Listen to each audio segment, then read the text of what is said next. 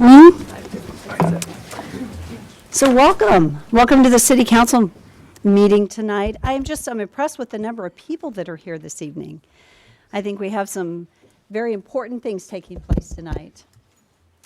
As we get started, I do want to say, we have so many guests here tonight. I did meet some NNU students. If you'd like to raise your hand, where did you guys end up? Yes. That are here visiting. Good for you. Are there any other students here that are like for class here? A bunch more. Welcome. And what are you guys here for? We're here for the problem too. Good. So we'll hear from you in a few minutes. Great. Well, thank you for being here. It's always nice to have students in the audience. So as we get ready to begin this evening, Father Vogel will be opening us in prayer. Thank you so much. So we will stand as you come up to pray. And Father Vogel is with St. Paul's Catholic Church. Thank you for being here. You're welcome. Thanks for the invitation. Let's take a moment to recollect ourselves.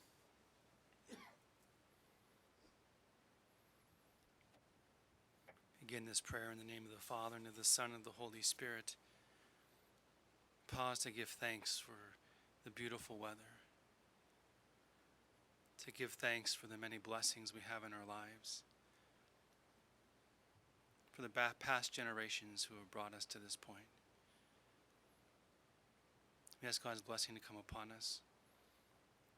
We pray for all those who keep us safe. We pray for those who have our best needs in mind, our common good.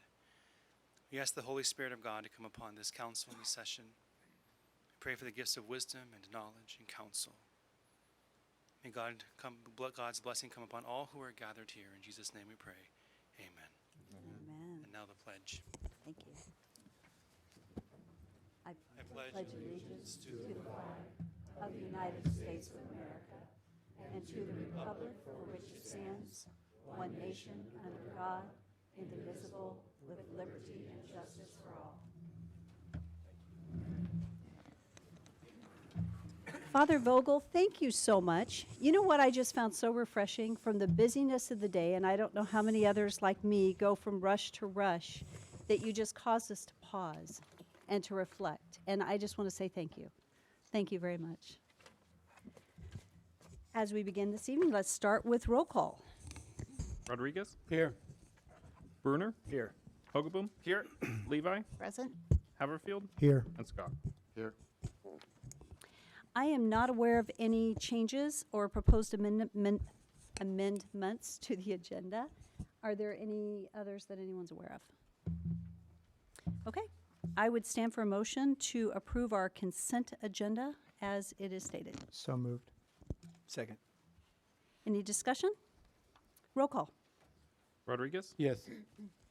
Hogeboom, Yes. Levi, Yes. Scott, Yes. Bruner, Yes. and Haverfield. Yes. The next item on our agenda, this is our opportunity for proclamations. And the first proclamation that we have this evening is the Sanctity of Human Life Month. So, and after I read this, we do have some people here to share.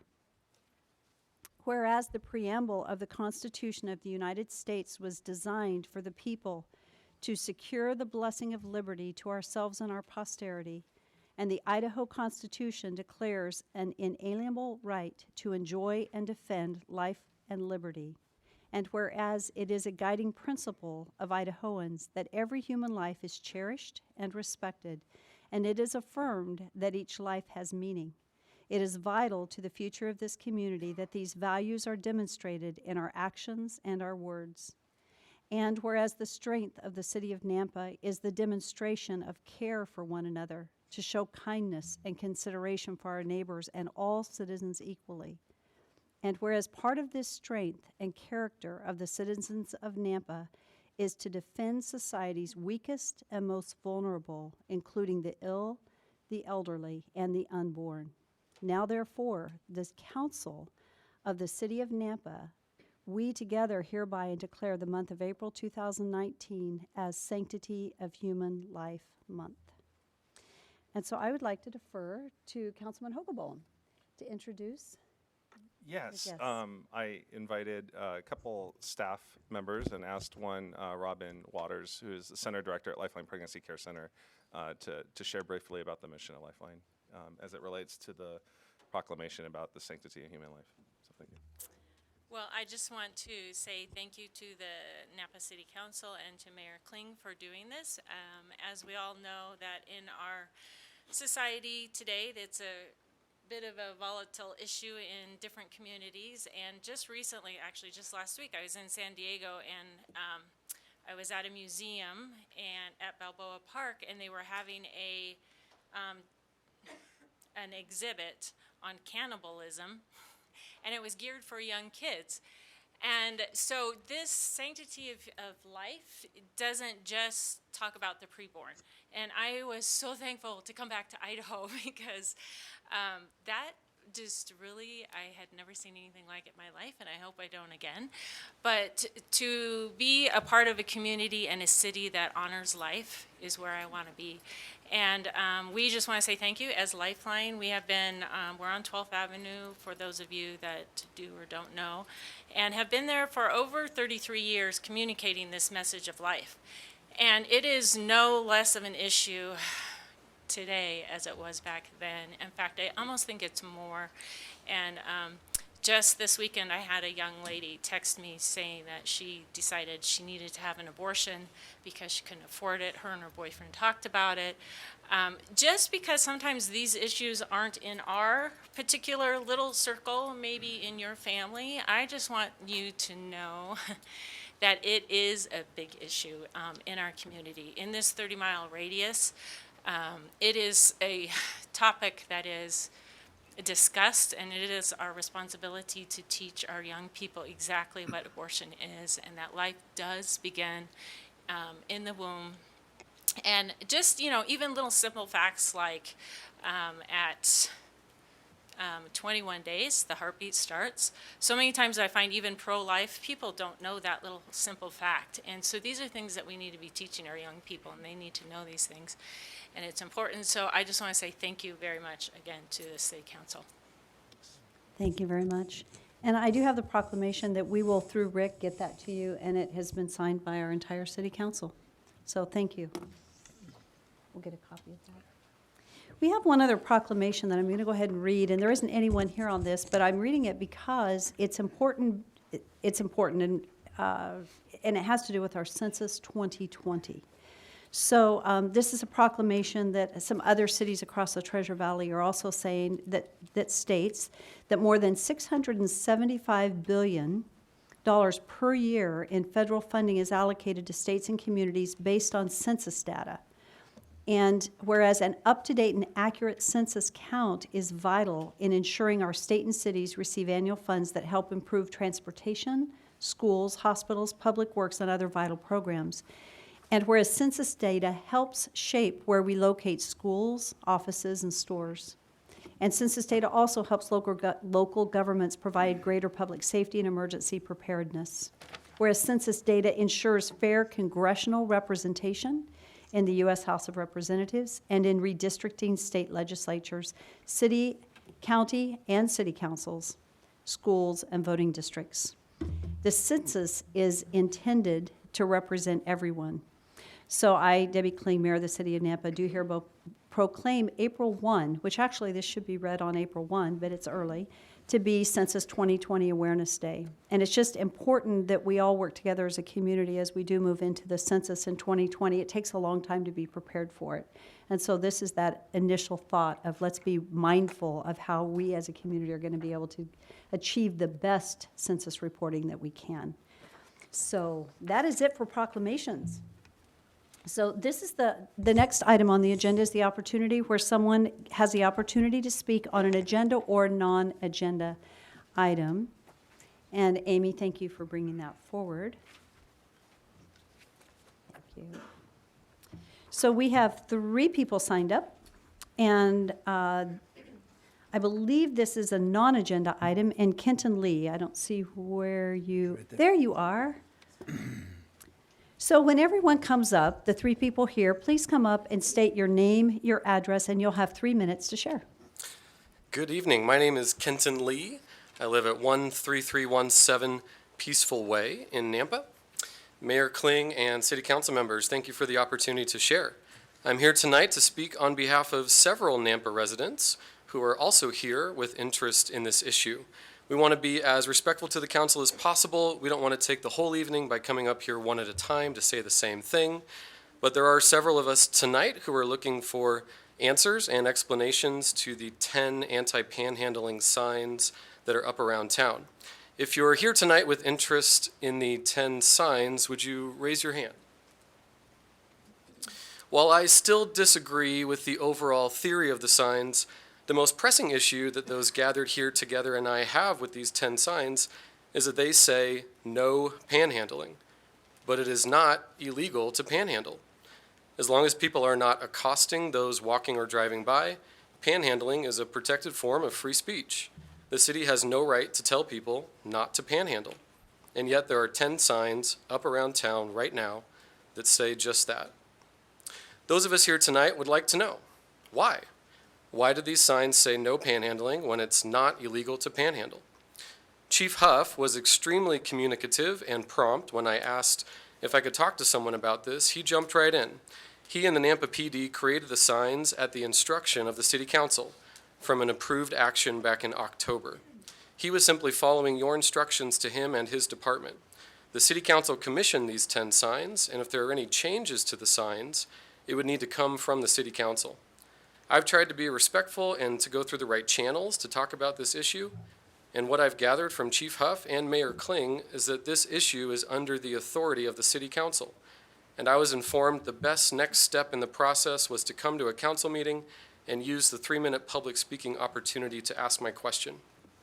I came to a City Council meeting 1 month ago on Tuesday, February 19th, and I asked this same question: why do the signs say no panhandling when it's not illegal to panhandle? And I have not had any answer to that question. I think it's a fairly simple question, and I don't feel like I'm being inappropriate by asking. So now I want you to see it's more than just me. There are several here tonight who would like an answer to this question too. Why do the signs say no panhandling when it's not illegal to panhandle? I'd be happy for anyone on the council to simply answer that question for us. And like I said a month ago at the council meeting, if there's a different channel or process to ask this question, let me know.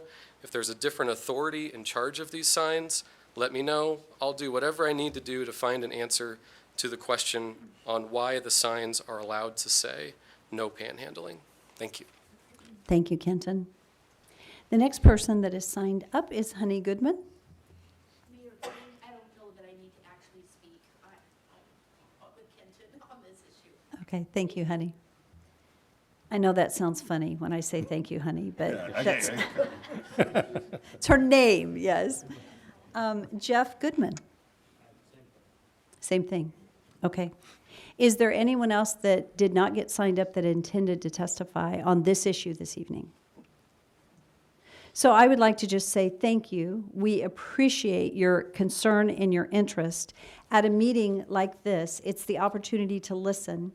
And because there is such considerable interest, and I think that we do need to provide a response, we won't do it tonight because of the length of the meeting and the forum, but we will provide a response because I think you, out of respect, we will provide a response. So thank you for those that are here, and I hope that you guys will stay for the rest of the meeting. So we have some good things on the agenda. Is there anyone else that intended to speak on an agenda or non-agenda item this evening? It's hard to tell, but I don't think so. But thank you all for being here tonight. So the next item on the agenda are our agency, no, excuse me, it's mayor and council comments.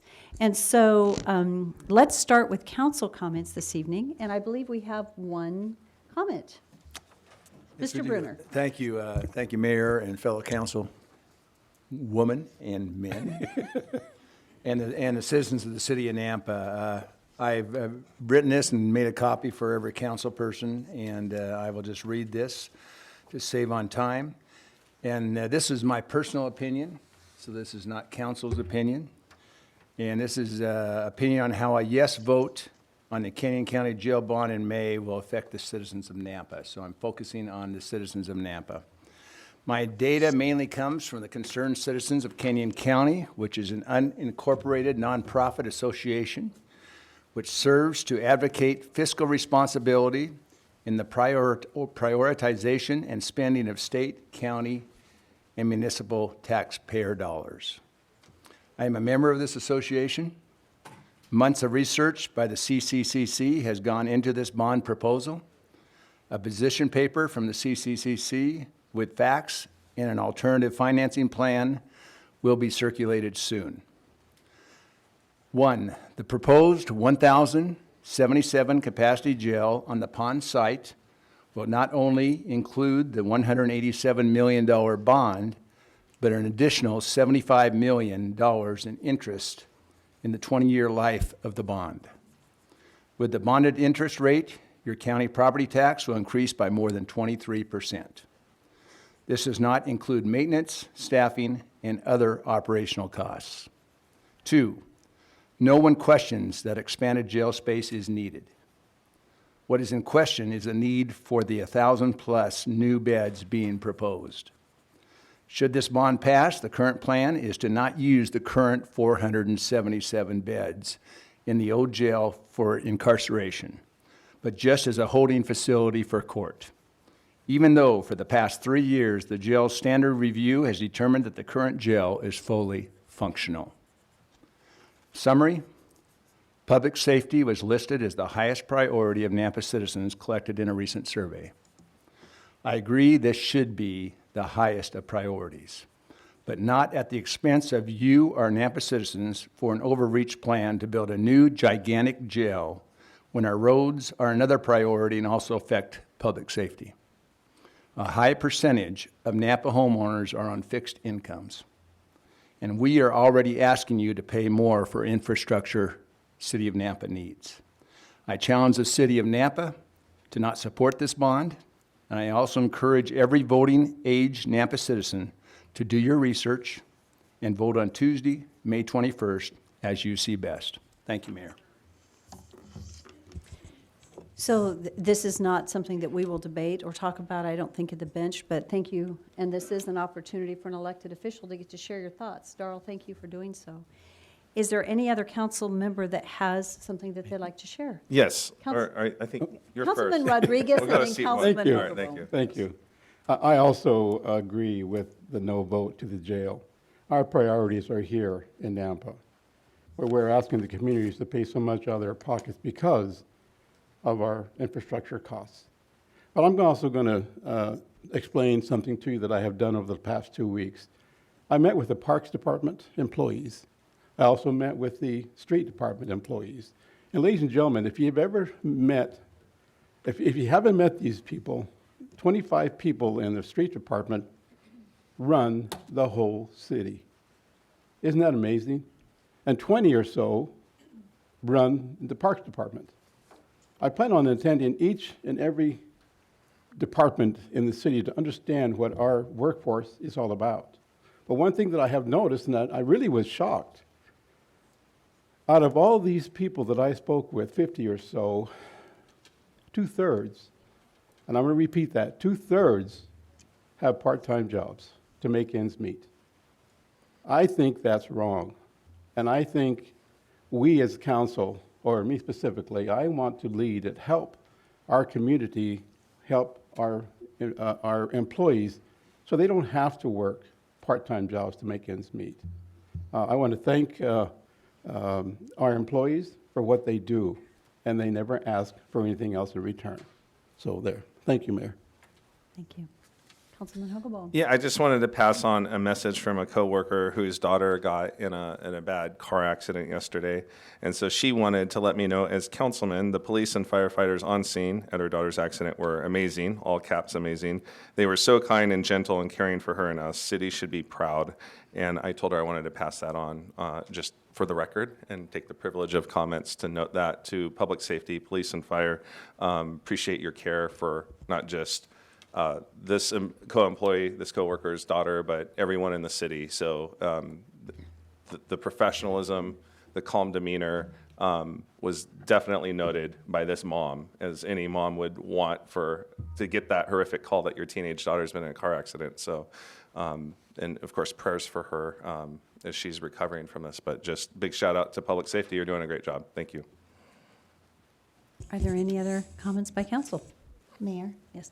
I had not really prepared to say anything tonight, but I am so excited to look out and see everyone here, because I can remember before I was on council for 5.5 years, most of the time my mom and I were sitting by ourselves with city employees in the council chambers, and so this is really exciting to see your involvement. Thank you. Thank you. Is there anyone else that would like to have a comment? No? Okay. Feel bad that I don't have anything to say, but no, I'm doing all right. That's a first. That's the first.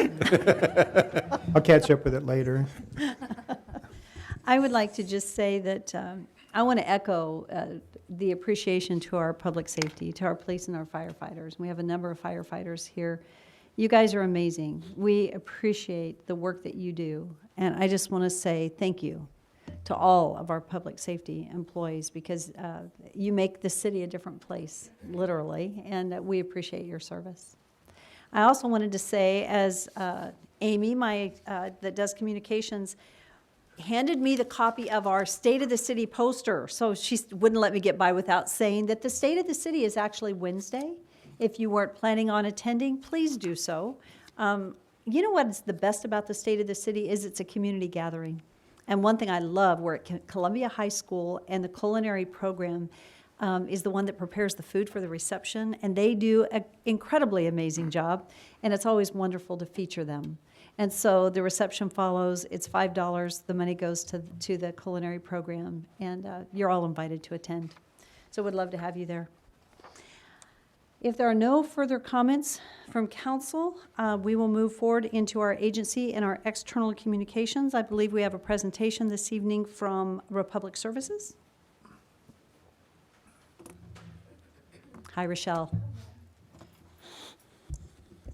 Good evening, Madam Mayor and Council. I'm Rochelle Klein with Republic Services, 2130 West Franklin Road in Meridian. And I appreciate the opportunity to come here before you tonight. So I have somewhat shocking but all involving news. So thank you. I bet for over 20 years we have not rerouted the city of Nampa. So we provide trash and recycling services to commercial customers, industrial customers, and residential customers. And we're just talking about the residential customers tonight. But it's a pretty big deal. We've grown in Canyon County tremendously, and the county hasn't grown symmetrically. So we've added subdivisions onto different routes, and we're at a point where we really just need to reroute the entire thing, and we've been working on this for, I think I came in front of you guys in October and said, we're targeting the beginning of the year. Well, it was a bigger project than we thought, and that roughly in Canyon County, 46,000 households will have a new day. And it's we're pretty thorough. Hopefully you got your packets to tell you what our communication plan is. It starts at the end of this week, as a matter of fact. So will be all of the households that are affected will, and there are two ways to be affected.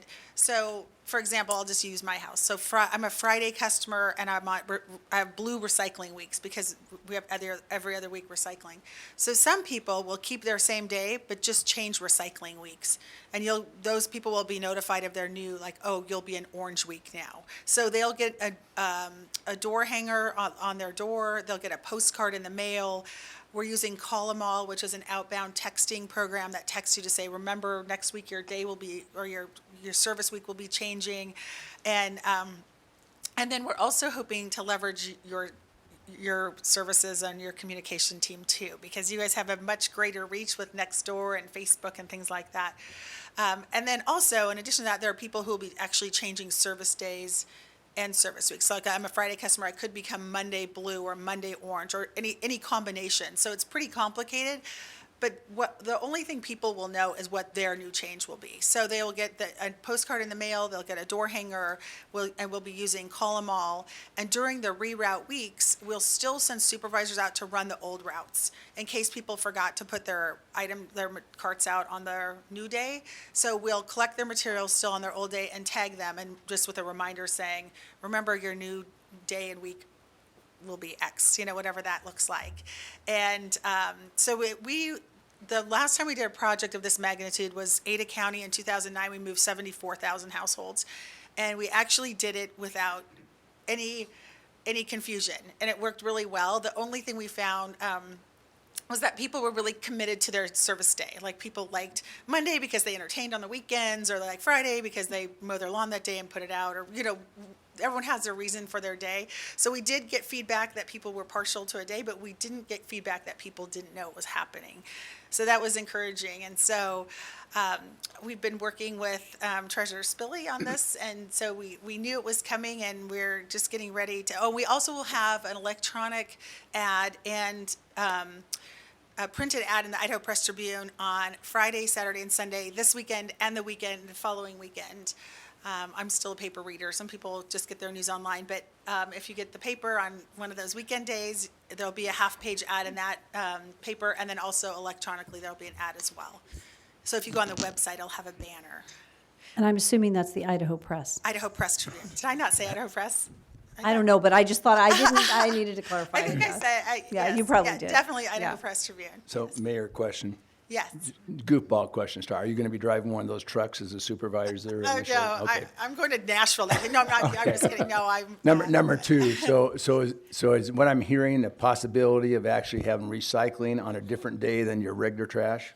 No. So it'll It'll still always the be same. synchronized together? It will always be the same Okay. day, but we just have a blue week and an orange week. So for the people that will be changing weeks, like if you're currently a blue and you'll be changing to orange, we will put a new sticker inside your cart lid. Okay. So you'll know what your new, yes. The and- recycle week may change, but they're Yes. Mm-hmm. going to be still synchronized together. We're not putting out something every No, week. everything's still linked together same day. Yep. Any other questions? Did you have anything to add, Deborah? Or- No? Okay. We appreciate the update. Thank you for coming Thank and sharing you it with us. very We much appreciate it. We appreciate your support. Thank you. Thank you. So our next external communication is the Traveling Table Food Pantry. And who's going to be presenting this evening? Sam? Go ahead and share, who you are, for those that may not know. I'm Sam Manjak with Good News Food Pantry. And I wanted to introduce the Traveling Table, Anna Dina, and actually Anna Morashan now. I know her for a long time. So Just say, yeah. that still stays pretty strong in your mind, I guess.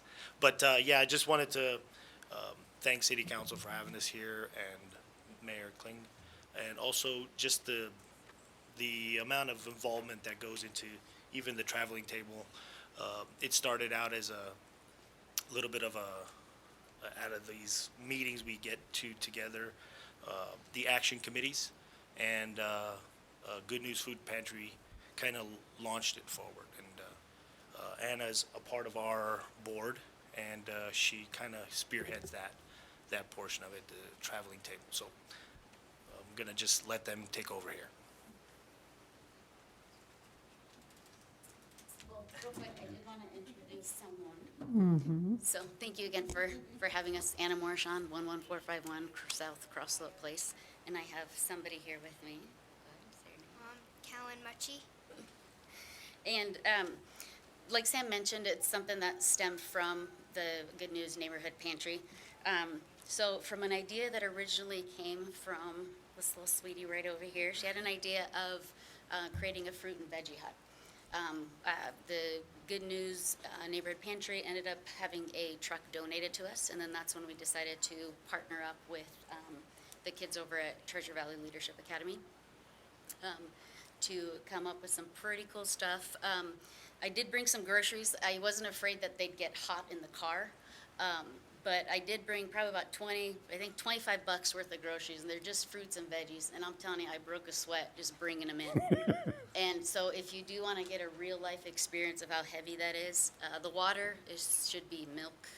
But anyways, it's 8 pounds. So just carrying that literally from the car to here is just, and I lift weights. I don't. But anyway, so here is this is Jessica Nielsen with Treasure Valley Leadership Academy. We're at 609 15th Avenue, North Nampa. And I'm just here to introduce our students who will be talking about their work on the traveling table and why we see this as a need in Nampa. So come on up, Toby, Aaron, and Lee, and they will introduce themselves.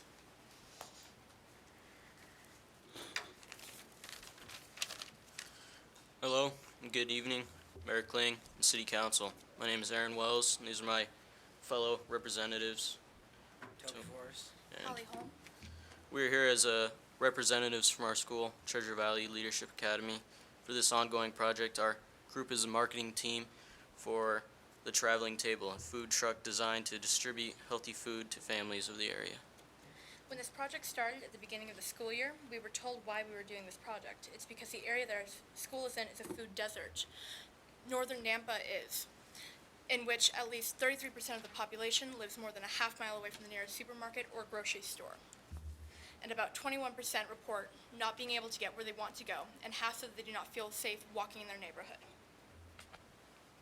Because of these items, the Healthy Food Coalition Food Access Subcommittee came to us with the idea of this project. The project is currently in its third phase, and we have two teams working on it, marketing and logistics. We are the marketing team, and our goal is to set up our March distribution date and raise awareness for that event.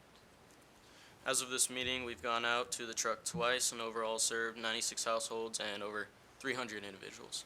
Because of our experience with the Traveling Table, the Food Access Subcommittee has asked us to attend this meeting and keep you, City Council, up to date and aware of what is going on in your community. Our current vision for the Traveling Table is to both provide fresh food and opportunities for service in the North Nampa area. Instead of treating these monthly distribution dates as handouts, we like to see them as a community effort by and for the community. Again, as of March, we have gone out on the truck twice, and we served 43 households in January and 53 in February.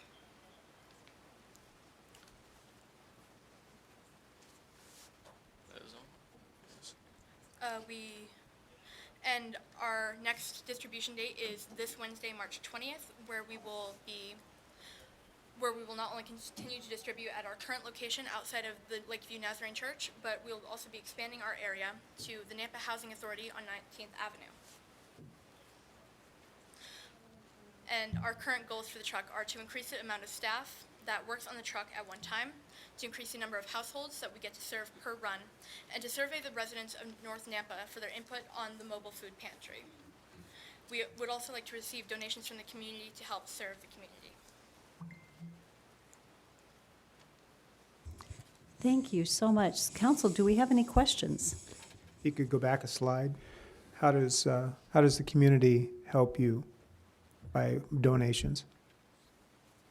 We are aided by the help of both Good News Nazarene Church and several other local nonprofit organizations, and with their resources, some funding, some human resources, and less as to distribution dates, we had several community members helping on the truck alongside student and staff.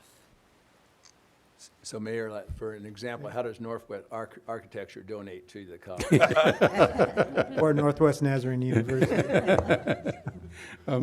Mayor Kling, I think the principal is here from the Treasure Valley Leadership Academy. Would you stand up, sir? Well, I almost made it. Oh, no. If you step forward, please. We just want to thank you for allowing the students and with the Good News Community Pantry to do something that getting these kids involved is so important. They are our mentors right now. Yes, my name is Emmett Wemp. I'm the principal at Treasure Valley Leadership Academy. I wouldn't actually say that I've let them come up here. This is their work. They're driven. This really is a student-led and student collaboration with, like Toby said, a number of organizations. And so you're right, it is incredibly important for our community to get the opportunity to foster some of these leadership skills in young students. In order to be able to sit up there and make big, broad changes. We got to start at the ground level. And so our students are really focused on what kind of impact can they make in their community. Thank you. Thank you. Thank you very much. Thank you.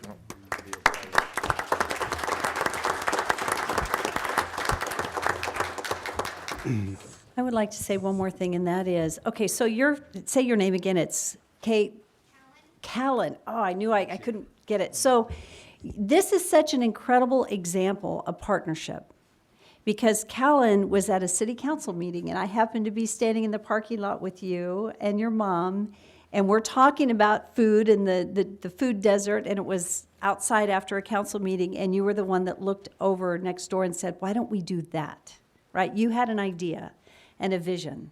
And then it takes others coming alongside, right? The food pantry and the whole team, and then the students that said, okay, we're going to take it to the next place. To me, this is the most amazing example of community, right? Because none of us could have done it alone. But it begins with a vision. And so continue to keep that vision. Good job. Yes.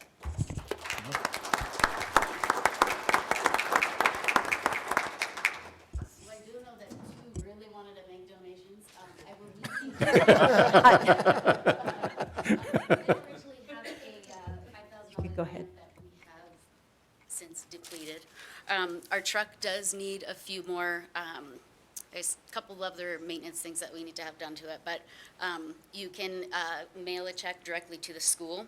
I'll leave this back there, so on your way out, feel free to write a check or two. You can donate to the school. You can mail it to our P.O. Box here in Nampa, 1673, or you can visit any CAPED branch and say that you want to donate to the traveling table. And we are 501c3. Our food gets donated by the Idaho Food Bank, so it is also a tax deduction. But consult your tax advisor first. Mayor Kling, how can we say no to Little Munchie? It just doesn't work. Munchie. Sorry. That's what you do. That's right. Thank you anyway. Thank you so much for being here this evening. If there are no objections, I would like to put staff communications back a little bit, because we have two items that we have to get through before we move into our public hearing timeframe at 7. So hopefully we'll get to the staff communications, but I would like to move to new business right now. And I'd like to go to action item number 5.1. This is the appointment of Kirk Carpenter as the Nampa Fire Chief. So, I'd like to share for just a moment. Recently, Fire Chief Phil Roberts gave us his notice of intent of stepping back from his position. And as he did, I'm going to read his statement on his behalf, which is, I believe at this time it is best for me to be close to my family. With aging parents who need care and grandbabies I want to hold close in love, I tender my resignation as Fire Chief of the Nampa City Fire Department. As I had shared in the press release, Chief Roberts' visionary leadership has been a tremendous asset to the city of Nampa. We have appreciated his years of service to our community, and we wish him the best as we move forward. And I will say, as I think about since he's been here, some of the accomplishments.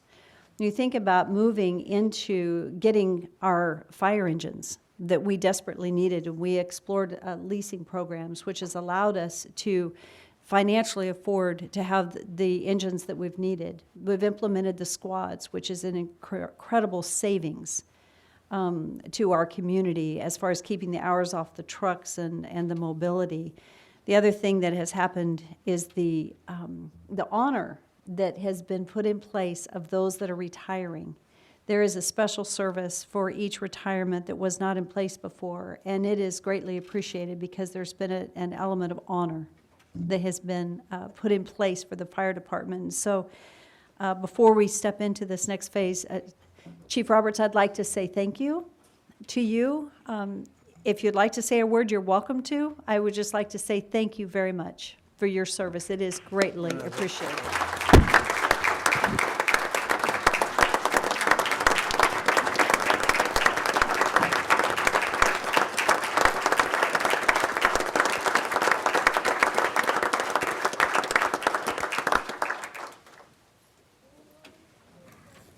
Chief Roberts' last day is actually April 1st, and that is our next council meeting. At that time, we will have the opportunity to do the changing of the guard officially, and at that time, we'll give you the opportunity to speak for a moment, and we'll move forward from there. But so at the next council meeting, we will have that opportunity, which is wonderful. Tonight, we're going to be voting on the appointment of Kirk Carpenter as our Nampa Fire Chief. I would like to say, some have asked why I have recommended that we move forward and we did not post this position. And I will say that I'm going to own that decision. It is my recommendation that we appoint Kirk Carpenter as our next fire chief. Kirk Carpenter is well respected amongst his peers. Since I have been in office, Chief Roberts and I have talked about that succession plan because I've been talking to every department about succession planning. I first became acquainted with Kirk Carpenter, it's been, I don't know how many years ago, 3-4 years ago, when he was in a Leadership Nampa program, and I happened to be sitting in the class. And when the reports were due and the homework assignment was due, there was somebody in the class that totally impressed me because they'd done the homework, they'd given incredible thought. There was a purposeful leadership development taking place, and it was Kirk Carpenter.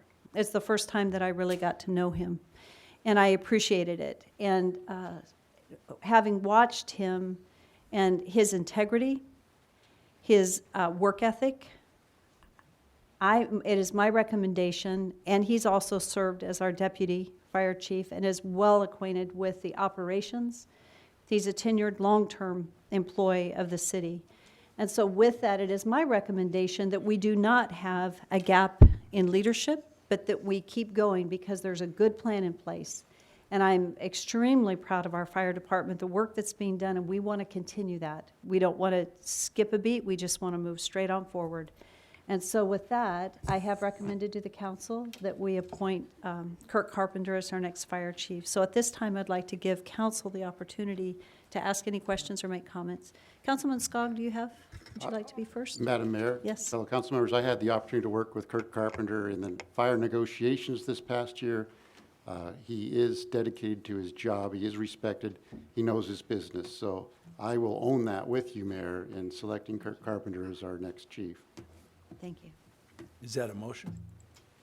I didn't know if you wanted to talk a little more, but I'll make the motion for Kirk Carpenter to be the next chief of the Nampa Fire Department. I'll second that. Okay, it's been moved and seconded, and there is opportunity for discussion. Is there any discussion? Mayor, I spoke with Kirk last Friday. We talked about a lot of issues, vision, we talked about budget, we talked about employees, we talked about benefits, and you know, I'm 100% behind the Napa Fire Department and Chief Deputy Carpenter as our next chief. I think he's well qualified. Thank you. Councilman Haverfield. Mayor Kling and fellow council, I too had a chance to talk to Kirk and get to know him a little bit better. We'd had some past opportunity to kind of go through a couple of different processes. One was the when we were discussing the rural fire district and the Nampa Fire District, and so I shared with him a little bit about that process, how I had seen it, and wanted to make sure that we had a clean communication style with each other. And he said something to me that stuck, and I really appreciated about him is he wants to be a servant leader, and that means a lot to me.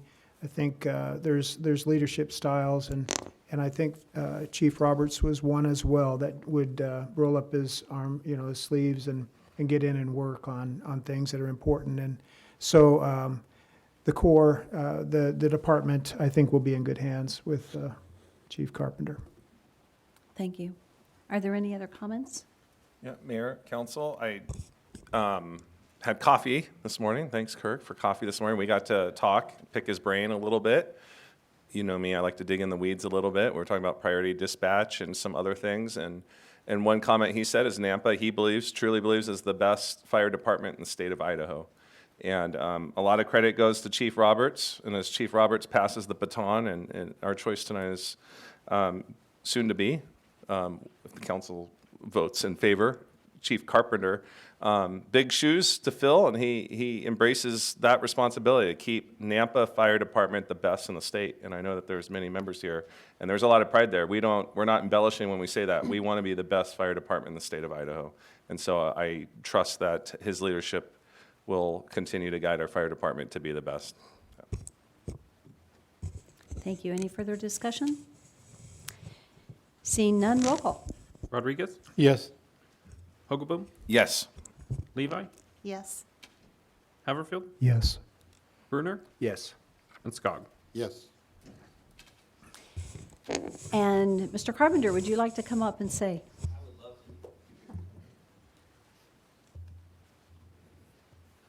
Mayor and Council, it's an honor and a privilege to be standing here. For those of you that know me, that this is what I've been working for. And obviously, I have to say thank you to those that came in support. I have to say thank you to Chief Roberts. What an opportunity I've had. You know, I've been very blessed in the positions that I've been able to hold, and this last one was amazing in that he gave me full access. He gave me the opportunity to grow, to learn. He mentored me. He gave me the opportunity to make mistakes, and then the opportunity to fix them. And I can tell you that this doesn't come lightly. I understand the gravity of this position in the city, in this leadership position, the opportunity that I get to take. Not only do I want to make these guys in the back of the room proud, but I want to make each of you proud, and know that I will roll up my sleeves when work is needed to be done. What you'll also find out, if you give me a mic, I talk a lot, so I'm not going to spend the whole night. But I do want to say thank you to Chief Roberts. I appreciate everything that he's provided me and guided me. Thank you to the men and women of the Nampa Fire Department for making us always look amazing. They truly are passionate about this community and our citizens, and it's really easy for me to stand behind them and say that we are the best department in Idaho, and I would say the best in the nation if given us the opportunity to put against someone else. So we love our community. We'll keep serving with passion and effort as much as we can. So I appreciate it very much. Thank you, and I look forward to April 1st. Thank you. And I guess I'm a little remiss. Chief Roberts actually recommended Kirk Carpenter. Chief, would you like to make a comment regarding this transition and your recommendation? As each one of you have recognized, he's the best man for the job. So as you know, I'm a little emotional guy. I did have that grandbaby today. So, with that. The point I want to say is the rearview mirror is small, windshield big. So I had the opportunity to talk to Kirk this afternoon. Just said, this is yours. I said, I'm also a believer in your steps are ordered, and this is the time that it's ordered. And so there's no better person that I would recommend or support, and he knows that I'm his friend and that I will go to the end for him. And it's difficult to walk away from truly the best department that I've ever worked for. And so thank you for your support. Thank you for your kindness. Thank you for your belief. And appreciate all you've done. And again, I'm excited for Chief Carpenter and his vision and what he's going to do, and just push forward, keep your foot off the brake, and make this department the best or even better than what it has in the past. So I'm so excited for him and the members and the future members of this department. They're well served. Thank you. Chief, thank you very much. Thank you.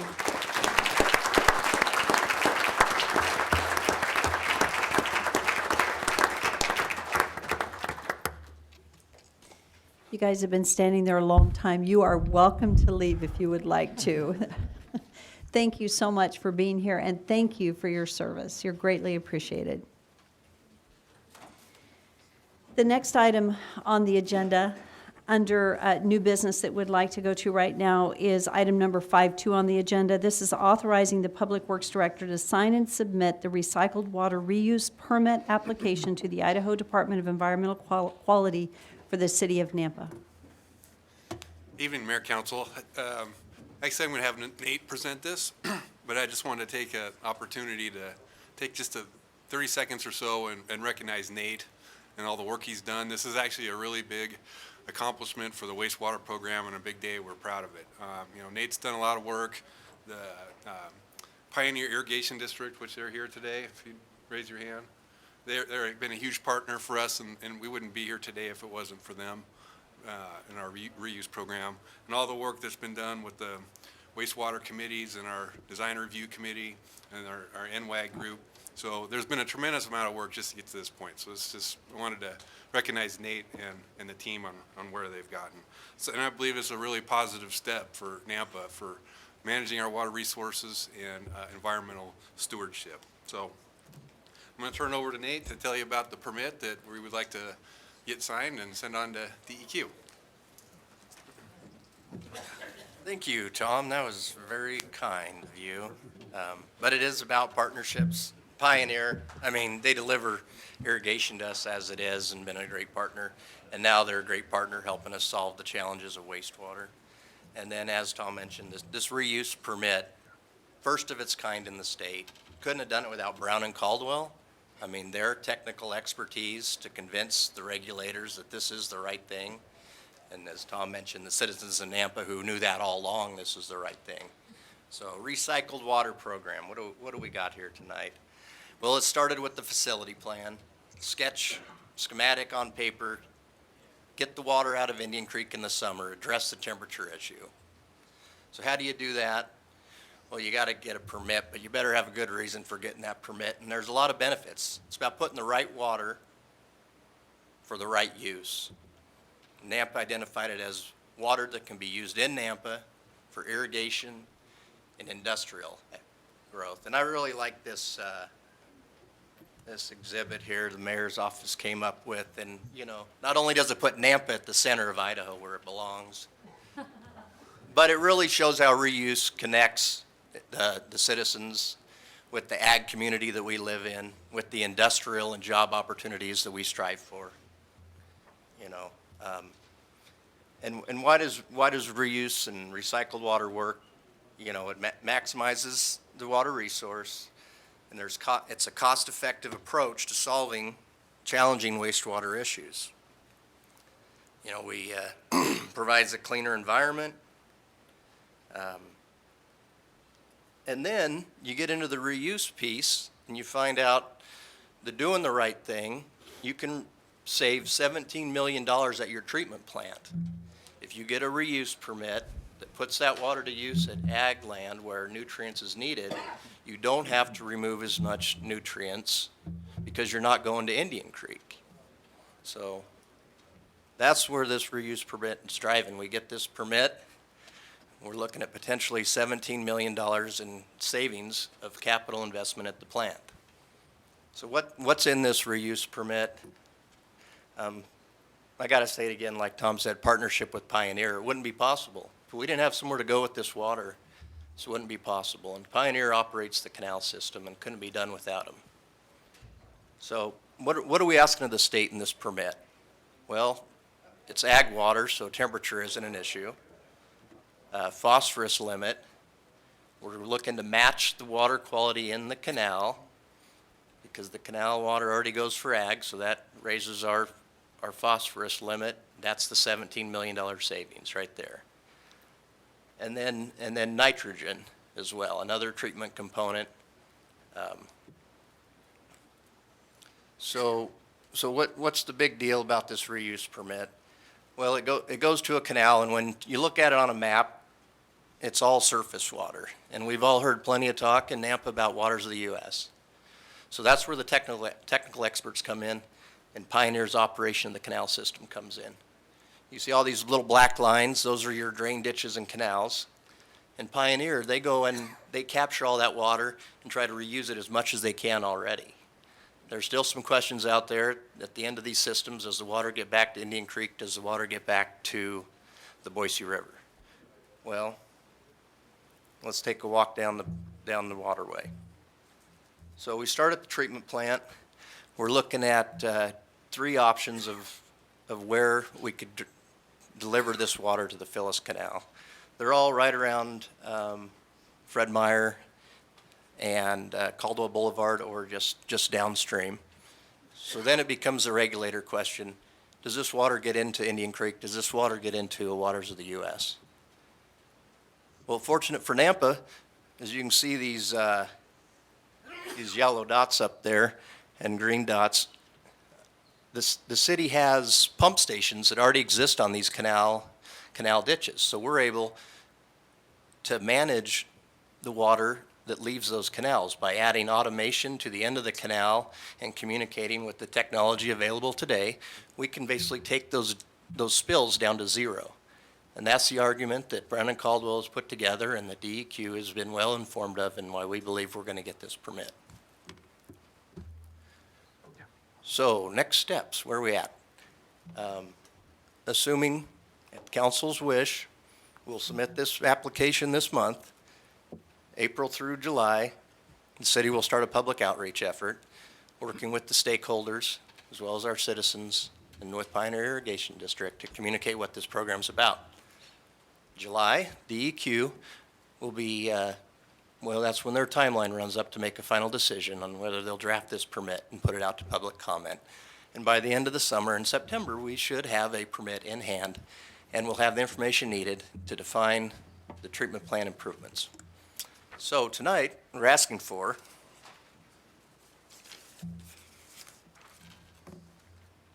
your authorization for the Public Works Director to sign and submit the reuse permit application to the Idaho Department of Environmental Quality. Councilman Skog. Madam Mayor, fellow council members, Nate, I heard 17 million savings. That gets me excited, but we've gone over the numbers in the past, and there's a cost to get the pipeline set up wherever we're delivering the water and the reuse, which is a good thing. So is that 17 million savings deduct the cost of the piping to the canal or not? Mayor, Councilman, so if you go to, what the trade is at the treatment plant, you build a membrane filtration, a higher level of filters at the treatment plant to go to Indian Creek. And in the master plan, the facility plan, it says you build this high level of treatment and you build a pipeline and a pump station. The new information is that we believe this permit will have a phosphorus limit that will allow you to lower the filtration, and that's where you save the 17 million. Understood. The pipe is already in the budget, correct? The pipeline is already in the budget. So it's truly, if I understand correctly, it's truly a $17 million savings because part of the full budget included that pipeline. It's not in exchange for. Is that correct? Yes, the facility plan is to develop a recycled water program, which. Good news. Thank you. Are there any other questions? Mayor Kling, if I could. Nate, so I want to go over again. When you said that we're going to save $17 million, are we still having to comply with the DEQ and EPA for the temperature of the water? Mayor, Councilor, so the facility plan says you comply with the temperature and you build a recycled water program. The new element is that by going to the Phyllis Canal, you don't have to treat the water to as low a level in the summer, which is where the 17 million in savings comes from. I see. So there'll still be a temperature issue, but not to the point where it was unmatchable to make, right? Mayor, Councilor, so the facility plan says you solve temperature by going to Phyllis Canal. I see. The new information is by going to Phyllis Canal, you lower the level of phosphorus removal in the summer. That's your $17 million savings. Okay, thank you. Just a question, Mayor, Council. good to see Pioneer reps here. If no one took this water, we wouldn't be talking about this option, so this is a great partnership. Is this a long-term partnership? Is there, what sort of factors might change this sort of relationship that we have with them? We have an agreement in place for 25 years. Okay. And we have 10-year renewal periods that will. Thank- Yep. Okay, if there's no, excuse me, Oh, yes. go ahead. At the last advisory meeting that we were at, we had postponed the next meeting for a couple of months. But at that meeting, I guess I wasn't totally understanding the delivery method that was going to be used. Is that what's still to be discussed as we go forward in the liability, whether we go progressive design build, or traditional methods for the construction of the improvements at the wastewater treatment plant? Mayor, Counselor, that delivery decision is still to be made. We are moving towards scheduling a special city council meeting for May 6th, 4:30.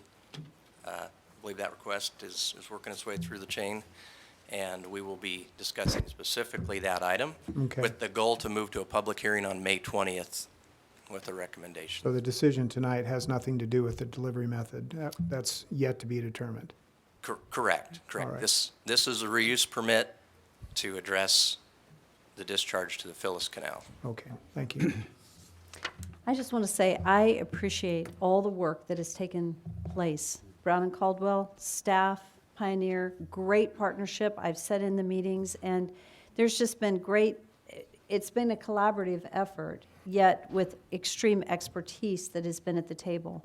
I'm excited about this. This is a wonderful opportunity for our city when it comes to stewardship, and looking at saving that water instead of sending it down the canal, and saving future wells for irrigation, really protecting that water asset that's extremely valuable, and encouraging it to be reused and put back into our irrigation system. I think it's phenomenal, and I just want to commend you guys for your work. It's been excellent, so thank you so much. With that, I would stand for a motion to approve. Mayor, Council, I agree that this is a great plan, and also the water that's going to go back out is going to be good water, right? It's going to have the phosphorus and some of that stuff for ag and for our lawns, the nitrous as well, to hopefully keep them greener. So it's like a win-win-win in a very difficult situation. So commend the partnership and the collaboration. I make a motion on action item 5.2 to authorize Public Works Director to sign and submit the recycled water reuse permit application to the Idaho Department of Environment Quality for the city of Nampa. Second. It's been moved and seconded. Is there any further discussion?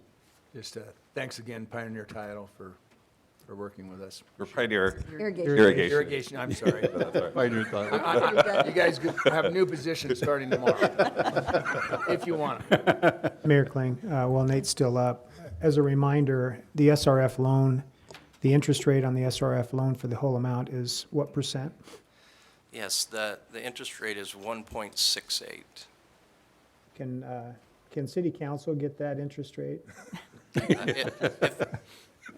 City, No, on check the loans. ball. On loans. That's an amazing, it's amazing Huge. that the city has that opportunity, so. Yeah. Thank you. Okay, roll call. Rodriguez? Yes? Bruner? Yes. Levi? Yes. Haverfield? Yes. Skog? Yes. And Hogeboom. Yes. All righty. Now this group can go home. Yes, so you don't have to stay for the rest. So thank you. Okay, it is 7:05, and it's time to enter into our public hearings for the evening. And we have 5 public hearings. It's item 6 on the agenda. And I would like to say that we did not have public hearing sign-up sheets earlier. So if you had intended to sign up to testify at a public hearing, the sign-up sheets are back there now. And so the first public hearing is item 6.1 on the agenda. This is an annexation and zoning to RS6 for single-family residential, 6,000 square feet for 92.72 acres, and to a community business for 2.44 acres for Summit Ridge subdivision at the southwest corner of West Greenhurst and South Midland Boulevard. This is a 95.16 acre parcel of land for M3 Companies and Mark Tate. So we'll start, is the applicant here? Thank you. So thank you for sharing your name and your address and who you're with. Good evening, Mayor, Council. My name is Mark Tate with the M3 Companies, 1087 West River Street, Boise, Idaho 83702. I'm going to load up a PowerPoint here, apologize. But while that's getting loaded up, I'll let you know this will be our second project in Nampa. Our first project is just down the road from this. That's the Red Hawk Ridge community, and if any of you remember, prior to being the Red Hawk Ridge community, it was the Hunters Point golf course. So we purchased the property in the downturn. It was a weed field at that point, and we were pretty excited to be able to get in there and turn it around and turn it into what you see today. And I do have a couple of photos. You have a clicker that we'll kind of run through. This one. So the property that we're here to meet on today is at the corner of Midland and Greenhurst Roads. It's 95 acres, just down the street to the west. Also highlighted in green is the Red Hawk Ridge subdivision. So you can actually see the golf course from parts of this property, which makes it really exciting. And I will say, when we got into the Red Hawk project, I grew up in Boise, and Nampa was like might as well have been a different state to me at the time. I don't say that lightly, and since coming to Nampa and doing business in Nampa, it's been awesome, and it's been a great city, and it really is amazing meeting all the people buying into this community.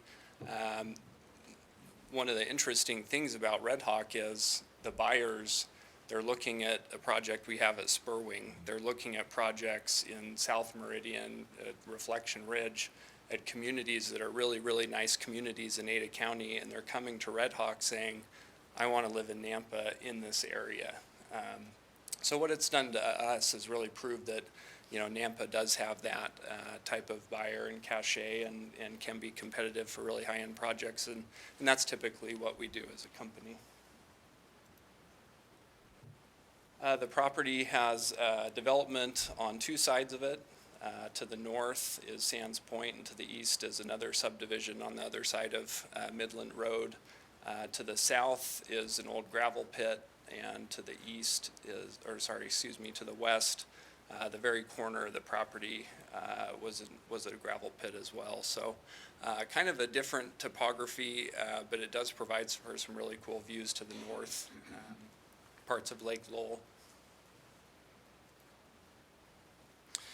This is a little bit different exhibit, but what this is a topographic map.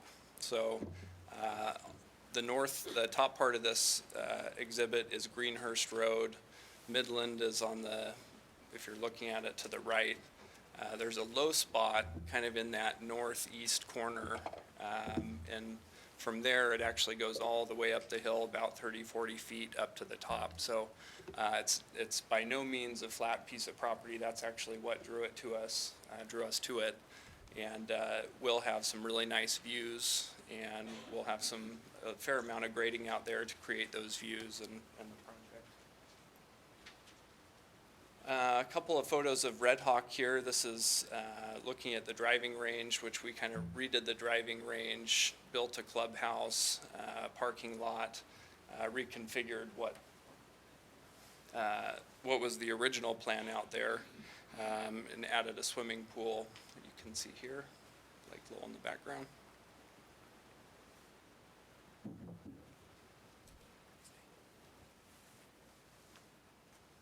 Daniel's helping me out here.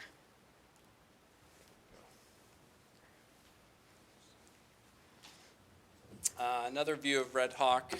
This is phase 1 that we did along Greenhurst here, and phase 3 over to Middleton Road here. And this is kind of what I wanted to talk about, which is phases 4 and 5 off of Greenhurst. Built another community park here, but you can see there's some sloping and terracing in this area. What this new project is going to be will be very similar to that style of project. There will be large common areas in between homes. Almost every home site in the project will back up to some form of common area, either having a view or backing up to open space. The project itself, the comprehensive plan calls for low density residential, which is 3.99 units per acre. Our proposed density is actually 2.57 units per acre, so quite a bit under that. The minimum average lot size in the zone we're asking for is 8,000 square feet. We're at 9,781 square feet. The BC zone at the corner of Greenhurst and Midland, 2.44 acres. That's a fairly light commercial zone. I feel like it is kind of a neighborhood compatible commercial parcel. And that piece, if you remember from the topography, is really cut off from the rest of the property by that ditch. If you've been out there on the weekend, it's already operating as a commercial property with some of the best tamales that you can find in Canyon County. So we've got a line down the road there. So this is the property, our plan along the frontage. Again, this is the low spot. We're going to do a large open space area with a walking path. One of our conditions is a 10-foot wide sidewalk, so we've increased that along the frontage of Greenhurst Road. This will be kind of a natural wetlands landscaped area. This will be hillside down below what is the BC zone right up here. We've got a church across the street up in this area. As you come into the property, we've got a large community park, swimming pool, playground, bocce ball courts, and all of this landscaping that you see between the lots generally will be sloped, so kind of terraced lots, landscaped. One thing that's important to note is these slopes aren't going to be maintained by homeowners. What happens when you get out there and start doing that is, you know, your backyard runs up the hill and 3 people have wonderful, beautiful manicured yards that you can see, and then the next guy just does something totally goofy and weird. So we prefer to have it in common area. It'll look consistent and nicely planted. Down in this area in the corner, larger lots. This is above the gravel pit to the south and to the west on this side. So this is a closer image of Red Hawk between phases 4 and 5. There's a few more houses out there today if you drive out there, but this is really what I wanted to show you here is we've gone out and padded the lots in this area and above, and then you can see the landscaping that we've put in with the trees and turf in between the lots. As you enter the property from Greenhurst Road here, we'll have a large entry feature. You're actually driving up into the project. We'll be looking at this community pool. There will be a large feature wall because this is sloping down to the entry, and we've got some renderings of that further along in the presentation. The entry monument design, we're using some arced walls in this area that will be planted as retaining walls, so actual planter beds in the top of the walls, rusted metal signage with embedded lighting. This is all real stone, veneer, block walls. Pathways actually built into the structures themselves, which is kind of fun. This is a rendering of what that will look like. The letters being metal cut and on top of a metal piece here. The swimming pool area and park is really unique. It's actually one of the more fun ones I've had the pleasure of doing. With the topography out there, it allows you to do some really unique stuff. This all slopes downhill, so with a big flat pool deck area, what happens is the land is falling away, so we're starting to wall it up here. We're at grade, we're getting taller and taller, and by the end of the swimming pool, we're about 7 feet above grade, looking out over the valley.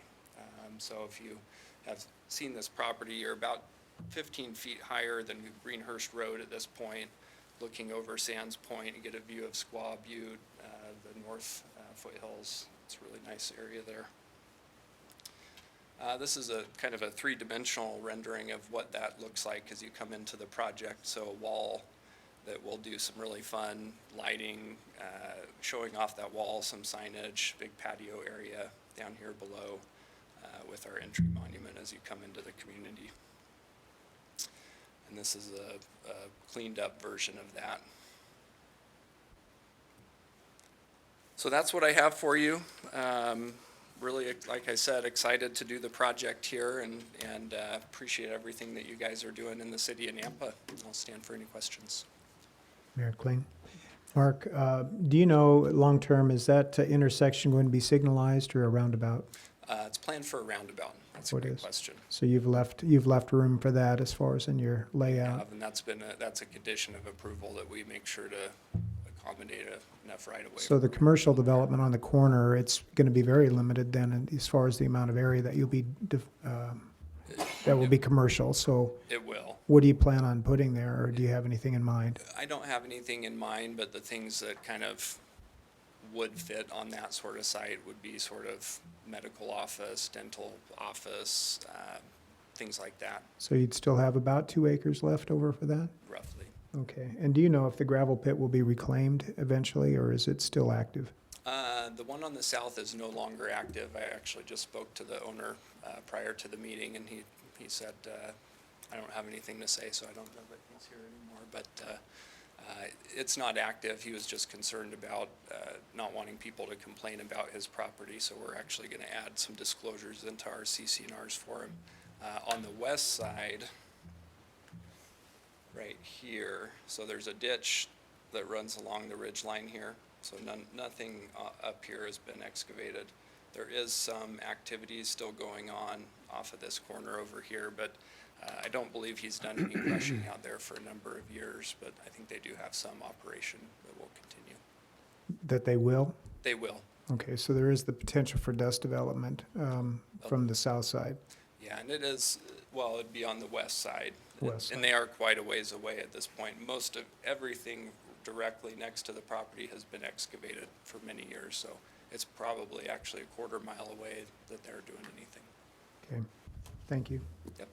That BC corner, if you find some of our campaign signs dug into that lot over there, just forgive me. I think I got it, but that's like campaign sign corner right there, so. It is, yeah, and there's We're actually gonna a lose there's real a estate. barn down in Yeah. this area here, so we are gonna try to reclaim those materials and try to use them. Councilwoman Levi? Thank you, Mayor. A few questions, if I might, Yeah. please. When you spoke about the sloped landscape areas that the homeowners would not be maintaining them, Right. I'm thinking naturally of runoff. Are there going to be retaining walls? I heard in the front entrance there would be the retaining walls, but I didn't know about the sloped areas. Yeah, so we shouldn't have to do walls. What we do at the bottom of the slope is we put in a little bit of a catch swale at the bottom, so while we're irrigating in there, we go in ahead of time and add that swale, and then the pads or the lots, they actually slope backwards, so any landscaping runoff from the back of the lot kind of catches behind the lots as well. Okay, may I continue my questioning, please? Thank you. Going back to Red Hawk, you'd say 4 and 5? Yes. You were developing. What is the average lot size? We have a mix, square footages, the smallest lot in there is 6,000 square feet, up to about 10,000 square feet.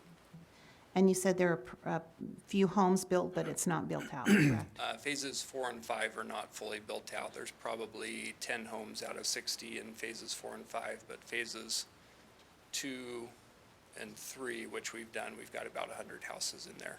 Are you expecting that 10 out of 60 is going to start increasing soon when, spring coming or? Yeah, so we've had a huge February out there. So just in 2018 in Red Hawk, to give some round numbers, the median sales price was about $415,000.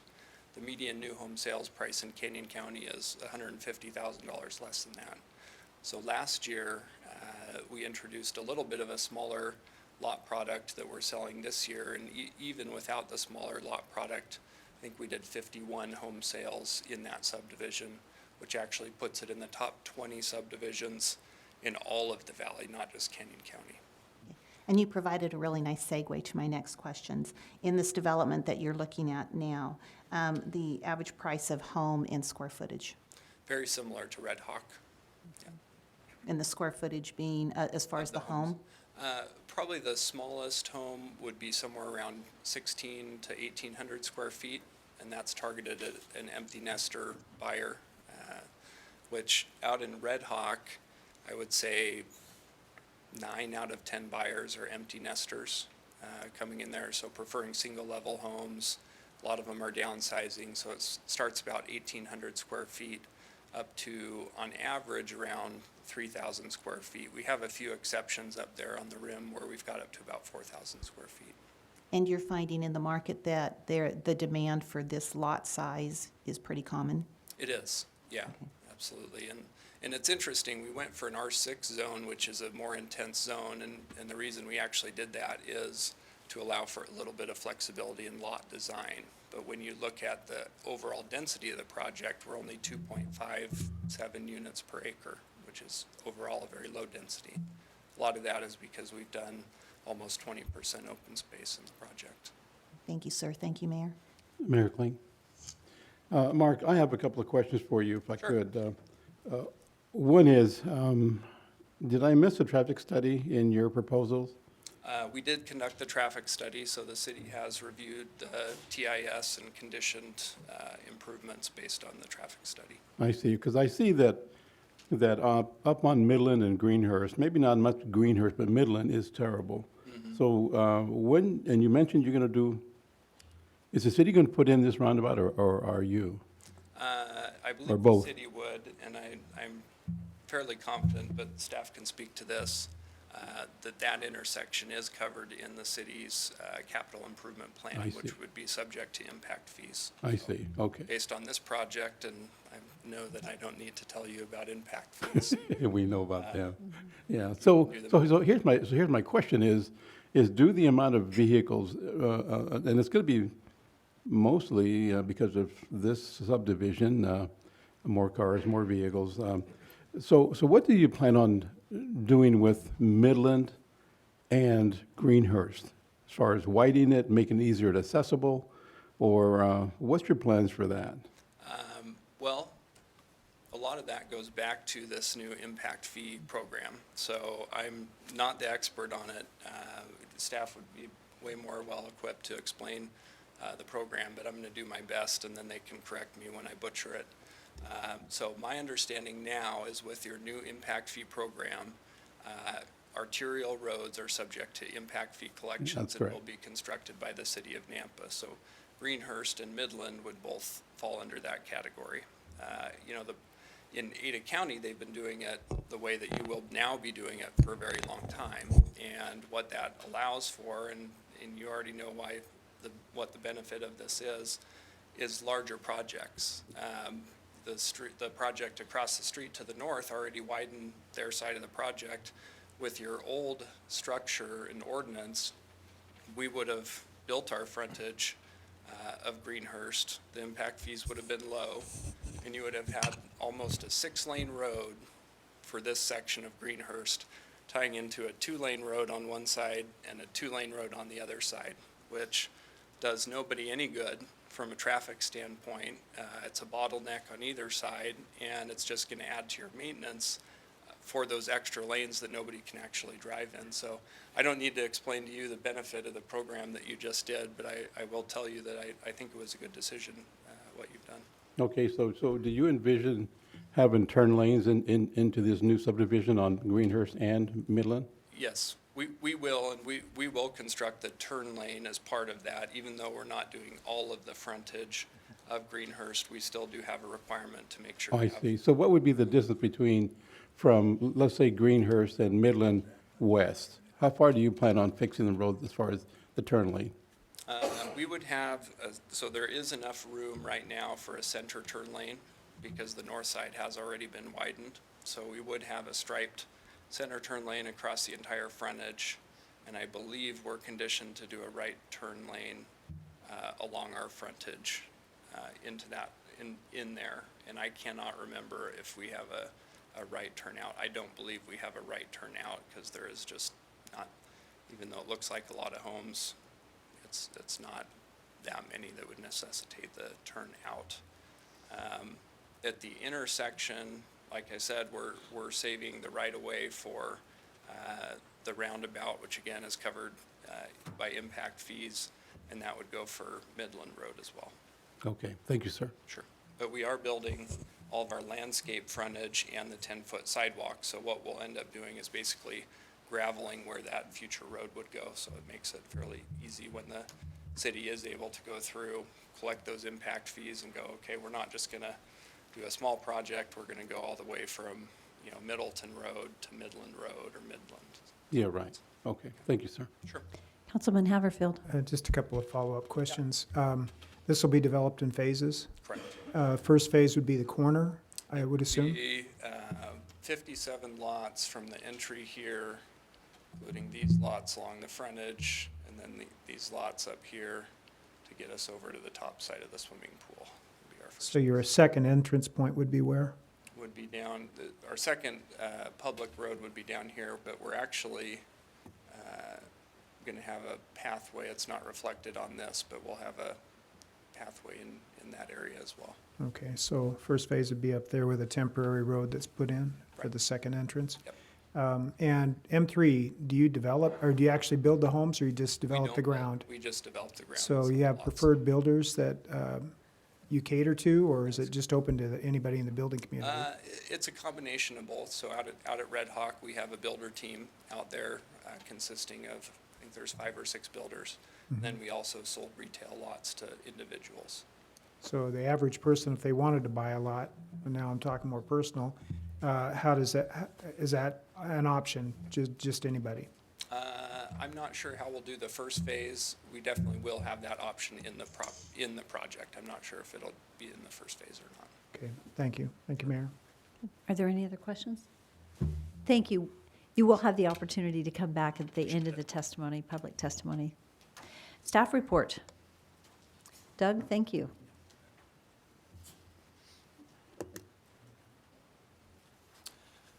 Mayor, Council, Doug Critchfield, Senior Planner. The applicant did a very good job in explaining most of the, what's in the staff report. I will point you to the annexation and zoning findings of this report. The property is currently within the impact area, and it is adjacent to incorporated lands. To the east is an RS6 development, and to the north is an RS7 development. The properties to the west are still, there are some residences over there in larger lots. The zone land allows this then to be annexed into this city. The intent, as was mentioned, was for low density, which this does meet those requirements. The BC district that's proposed in the north eastern side of the property, we think would be appropriate for localized local businesses, something that would serve the community out there as there would be a need by the amount of development that's occurring in this area. The comprehensive plan positions this as a low-density residential area in which this matches that. There will be utility and emergency services available to this site as well. In terms of the plat, I'll defer to the testimony given by the applicant. 2 notes. There was a small change in the landscaping by the city forester, which would be worked out in the staff conditions of approval. And the required 10-foot sidewalk was required by Parks to tie into the trail system, which ties into a regional pathway system that comes down Middleton as well as Midland. So that trail system will tie in off of the development. And that 10-foot path was deemed sufficient to be able to tie into that. So in terms of the recommendations for approval, we don't find any circumstances in this development that would require a development agreement. And so therefore, we bring this to you for your recommendation and approval. Take any questions if you have any. Mayor? Yes. Thank you, Doug. I'm looking at the communities in motions. It's page 468 in our packet. Okay. And as I'm reading down, and hopefully you're the one that can help me understand it, or someone.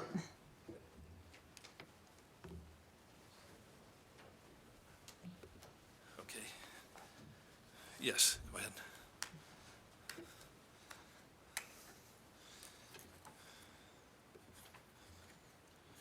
The report indicates that the new households are 245, then it says new jobs about 25.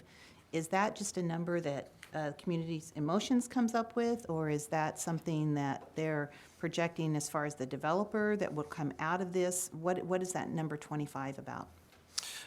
So this is an estimate of approximately based on the development, based on the number of households that will be there, how many jobs will be generated as a result of this development being in place.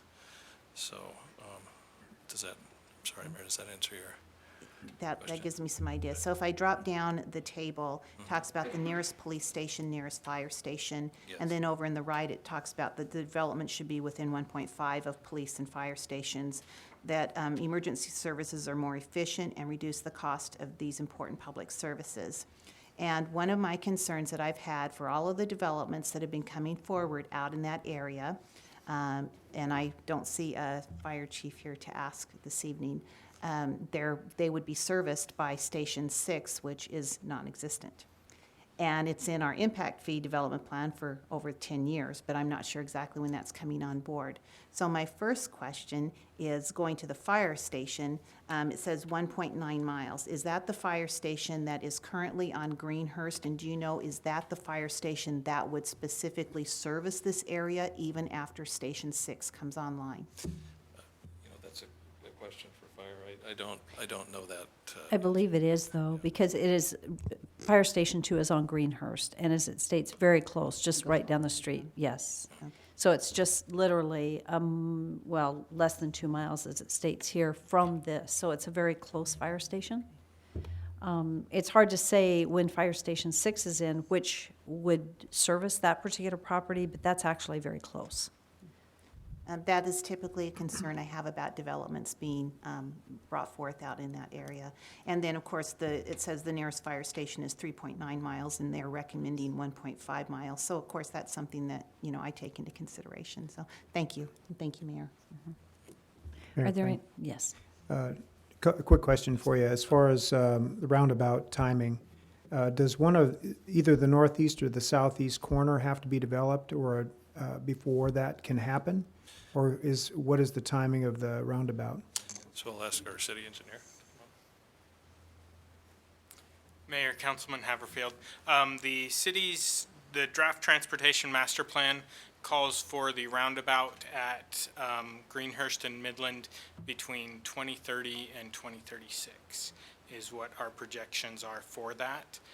Their traffic impact study identified that under the background scenario of their traffic analysis in 2024, that the intersection there failed to a level of service F. It proposed a couple of mitigations that would bring it back up to level of service D or C. Those are under the background condition, though, so that would be a city improvements that would be required, adding left turn lanes to each leg of the intersection, bring it back up to that level of service that's acceptable. And so that's something that the city staff, and as we look at our improvements within those areas as we go around our asset management zones, that's something we will look at and see if there's the potential to do that.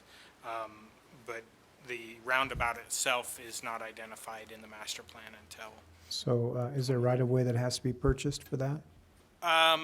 We would likely be able to do left turn bays without right-of-way purchase. The roundabout itself, we would have to purchase right-of-way in order to develop the roundabout. So if either corner were developed in advance of this time frame, the potential for the roundabout could happen sooner or not? The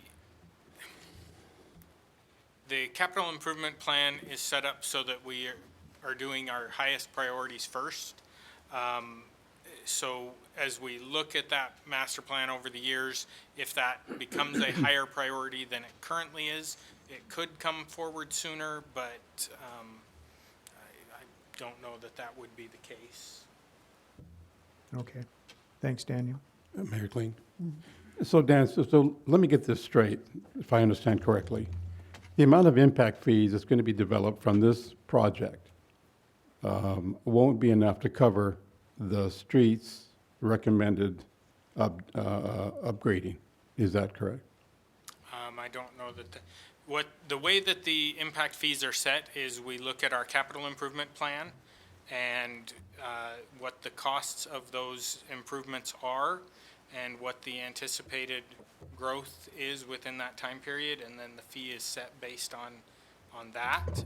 So would the development impact fees from this one subdivision cover the roundabout? I don't have that right off the top of my head, but typically we would not be looking at Well, let's say we don't one do. development funding an entire project. Well, that's just what I was getting at. We wouldn't even talk about the roundabout, 'cause that's going to be another 20 years. But presently, right now, as the development is proceeding forward, would that be enough to cover the necessary roads upgrading?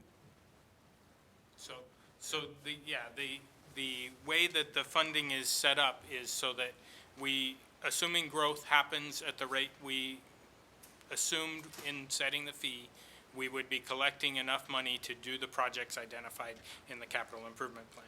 If growth goes faster, we do our projects faster.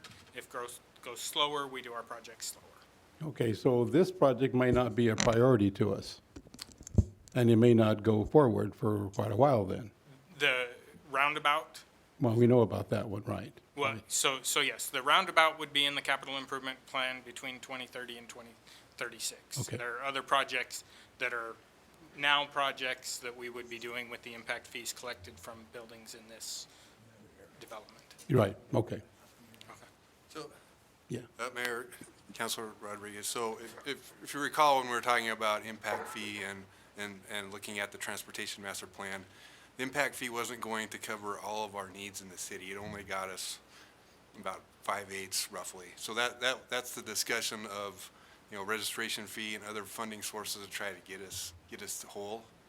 And, as another thing that, Jeff and his team do is we're always looking for, if something happens here where, we can look at safety grants, and those are always available, that we can go after those. But Daniel's right, this one, since it's kind of right at the end of the corridor, it didn't come as high as the need as something more internal that you'd find on Midland or Middleton Road.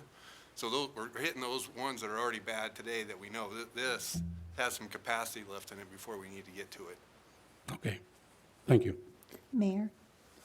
And just clarification, Tom, if I might. So this falls under the current impact fees. This would not be under our new impact fees, which take effect in July?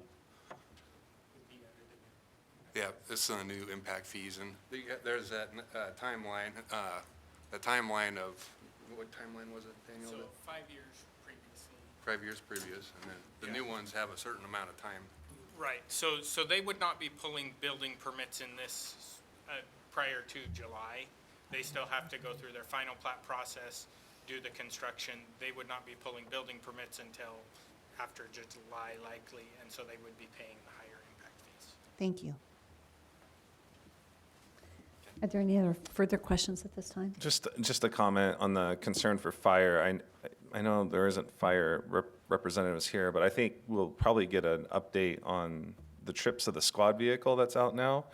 And that's reduced the demand on some of the other trucks going out. So I look forward to seeing those stats. But I know that the squad vehicles helped a little bit. Not to say that that's going to solve all the problems moving forward, but looking forward to seeing some of the data on that because it has helped in that regard.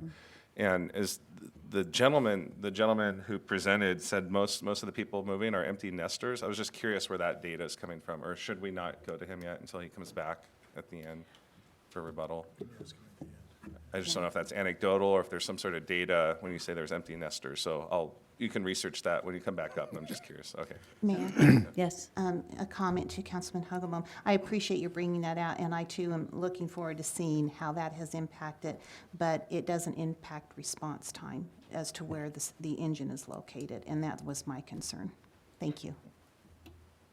That said, again, this is less than 2 miles away, straight down Greenhurst, so it's not far on this particular subdivision.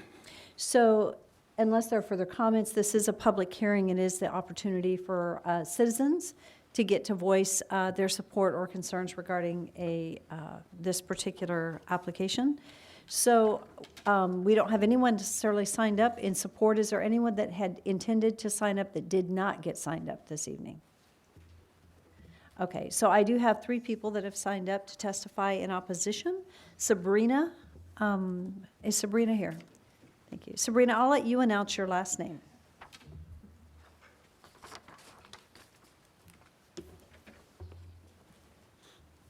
And please tell us your address, name, address, and you'll have just 3 minutes. No problem. My name Thank is you. Sabrina Orihuela. I'm at 941 West Greenhurst Road. My property is on the southeast corner of where your proposed roundabout is going. And I've been here before with traffic studies that go through, that you guys have already produced. My house will be taken out. So unfortunately, not the best. I don't necessarily oppose this. I'm all for progress. It just, in fact, unfortunately affects me the worst. So my only thing is just be aware of that. I'm speaking against, I guess, my favor when I say waiting till 2030 to put a roundabout at that intersection would be detrimental to that area. It needs help now. I don't know what kind of road it's called, but when you're going south on Greenhurst to turn onto Midland, as you're curving around that church, that is a great way, I think, probably to alleviate some of your traffic turning. I don't know when they're sitting there, but I've lived there for almost 13 years, and it's highly congested and extremely dangerous in the winter. It ices over because it has that curve, and it's entertaining, but we've pulled a lot of people out of the ditches, and we've helped a lot of people stranded on that street. So just keep us in mind when you are, going forward. So that's all I had to say. We appreciate your comments, and feel your pain. It's good news, bad news, right? Right. We need the roundabout, but it impacts you personally. Yeah, exactly. Yeah. Thank you for your comments. Any questions on that, or no? Thank you. Thanks. So Steve Kren.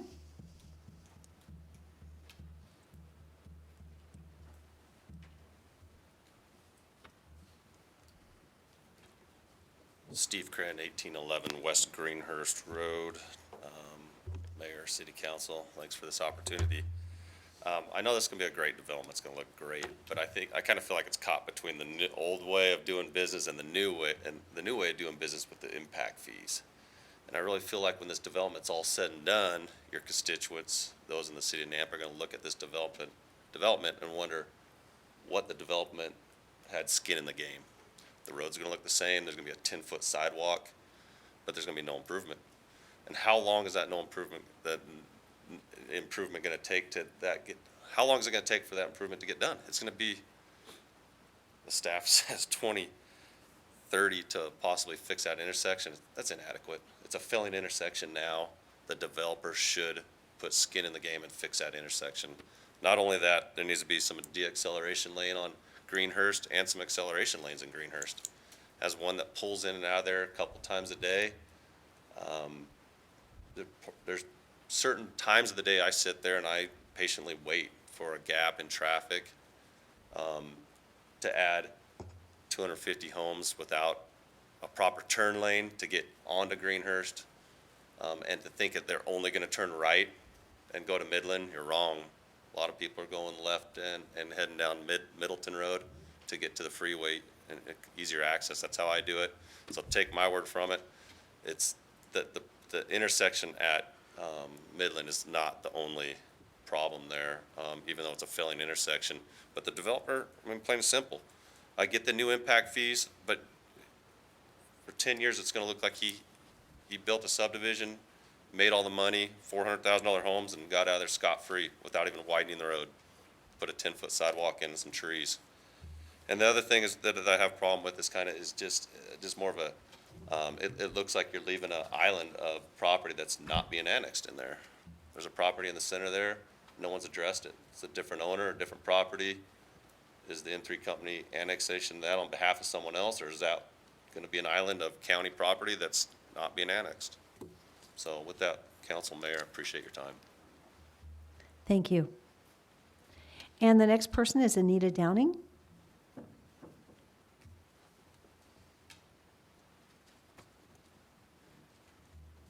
Good evening, Madam Mayor and Council. I appreciate the opportunity to be here.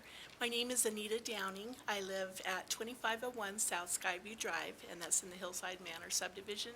And my property faces directly westward, and I'll have a full side view of the entire development in front of me. So I know nobody else is concerned about my view being impacted, so I'll move past that. And we bought our property because we wanted that rural feel of agriculture and living out in the country. We have a beautiful view of the farmlands out there, and I just wonder how many more farm acreages are going to be gobbled up with developments, and we're going to be importing all of our food. And so if Idaho is truly focusing on agriculture, I just would be concerned about the amount of acreage that's going to development. My main issue, though, is that I would echo Mr. Krin's comments. Traffic along Midland is atrocious at this time. It's very dangerous. I've witnessed many accidents in clear weather. We have motorcycles hitting 60 and beyond from Greenhurst going south. At the top of the hill at Dooley, we have a lot of traffic that backs up sometimes. I've seen traffic backed up from Dooley all the way through Greenhurst and north to Maryland. I counted over 30 cars in one line the other day. And I just want to comment that when we bought our house, for the location and the view, a lot of these developments were not in yet. So some of the developments like Greenbrier on Locust, now they're coming up Midland and going north. And we used to wait for 30 minutes to see one car go by. We've been there 9 years, and now there's sometimes 10 or 20 cars going in either direction, north and south on Midland. So the traffic is not resolved currently, and I do believe that adding another 250 homes in there is going to contribute to that problem. I think it's going to be a safety issue. At the last Planning and Zoning meeting on February 12th, some of my neighbors commented, gee, what will it take to get attention on this? Will somebody's child need to die? And I certainly hope not, but it is a serious matter that I think should be resolved in advance of this being approved, the annexation and the rezoning. And I would just ask the council to consider, again, having the developer front some of these costs. I'm a taxpayer in Nampa, and I just feel like there's like a lot of profit involved here. The city gets more tax dollars, but what does the community get other than, you know, more burden on our police and fire? I'm concerned about response times also. So I'd appreciate your consideration of those factors as well. Thank you. Thank you, Anita. Any questions? Thank you. Thank you very much. Is there anyone else? This is the last person we have signed up to testify. Is there anyone else that had intended? Yes.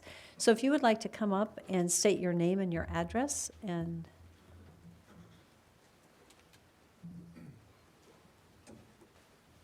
Yeah, good evening, Mayor and City Council. I'm John Pasco. I live on Midland, 2626 South Midland. I'm on the eastern border. During the planning and zoning meeting, I had some concerns about the approach coming out staggered but very close to my driveway. But that, I don't think that's been addressed. I don't think it was mentioned at all. I think it's going to create confusion for myself and other drivers. But the big thing that I'm just going to go big picture here, the intersection. 2030, I'm just going to throw it out there. That just can't work. I mean, you know, and there's so many other facets. And, you know, you guys are our last line of defense. You know, I've lived in Nampa for 50 years, my whole life. My family's been there for over 100. I'm not against these developments, but keep in mind, Nampa is not Meridian, it's not Boise. It's gonna take a while to fill that up. And to get good, you know, exposure and build that in the way that we all want to see it, it's got to be watched, and it's got to be you know, previous homeowners are right. The developers do need to kick in more on these, you know, the streets and the congestion. You know, I'm going to mention fire and police. I mean, those are all concerns that just don't rubber stamp everything. I mean, this is be a great project, but it's got to be paid for, and we can't all, you know, the existing residents can't all pay for it. So, thank you for your time. Thank you for sharing your comments. Is there anyone else that had intended to testify that did not, that has not or did not get signed up? Okay. So at that, this is the opportunity for our applicant, Mark Tate, to get to come back and provide some response to some of the comments this evening. So Mark, thank you. Mark Tate again, for the record. There was really two main things that really just stood out to me. The first being traffic and questions about that intersection. I should know the impact fee number. It's so new, though, that I'm thinking it's somewhere between $2,500 and $3,000 per building permit, which would put the impact fees paid by this project somewhere between $625,000 and $750,000 just for this project. So there was a comment about putting skin in the game. I think that's a lot of skin in the game. I would also point out that, you know, doing move-up subdivisions, I know there's a question about empty nesters, and the price point on these homes per person and per home, they are paying proportionately a lot more for services than, say, an entry-level project with a median sales price in the low 200s. They're paying double per person, per household for those same services. So when we do hear concerns about services, I know it's a good thing for Nampa to encourage higher-end development because proportionally they're going to be paying a lot more for services, and I think that's important, especially when you consider homeowner exemptions into lower price point stuff. You end up paying even a lot more proportionately. There was a question about the timing of the roundabout. As Mr. Badger pointed out, it's scheduled somewhere around 2030, and priorities do shift. So those CIP documents, it's a living document, as you guys know, and it will be reevaluated from time to time. So, you know, as the intersection gets worse with growth, things can move on the priority list. And it's also worth pointing out, you know, between $600,000 and $800,000 of impact fees, there is an interim improvement that the city could do just to add a turn lane on one or two of those legs. I know there are turn lanes on two of them currently, so it would not be that difficult for the city to come in the interim, be able to do that as they monitor it in the capital improvement plan. So that's all I had. I know you had a question. I can't remember exactly what your question was. Yeah, you made a mention about, I forgot how many out of 10 or empty nesters in the current Red Hawk subdivision, so I was just curious where that number came from. Yeah, I'm real close to the home builders and agents that are out there and looking at the product that's going in, and I think out of probably 100 and something houses to date, we might have 3 two-story homes out in the whole project. Good, because that corroborates kind of what I'm hearing from people, that the people moving in here would be the highest tax-paying residents in the city of Nampa and demanding the lowest services because many of them are retired. Right. They don't drive long commutes. They avoid rush hour commutes. Yep. They don't have kids going to school. The school district's actually declined in per capita demand in the area. And crime, the crime rate in these subdivisions is incredibly low. Right. I see a lot of value added to the community while at the same time being concerned about the capital improvement plan. And I knew we were going to get to a point where we shifted over these new impact fees and the money is collected and distributed to priority areas that might be outside of the immediate scope. And I know that this is going to be a challenge moving forward. I knew this was going to be a challenge while everyone was applauding new impact fees. So this is the first time I heard it, and I know we're going to hear it again where people are going to say, higher impact fees, and they should be doing what their immediate impact. And I get that. If I lived there, I'd be wanting the same thing. But I know we just enacted higher impact fees, and it is counterintuitive because we're taking the money and we're knocking out priorities where there's higher congestion. And that's cold comfort to the people who live in that immediate area. I get that. So, but just the data on the empty nesters, that just corroborates a lot of stuff I hear from law enforcement and school district about the type of people moving in these subdivisions. So, yeah. Thanks. No, you make an excellent point.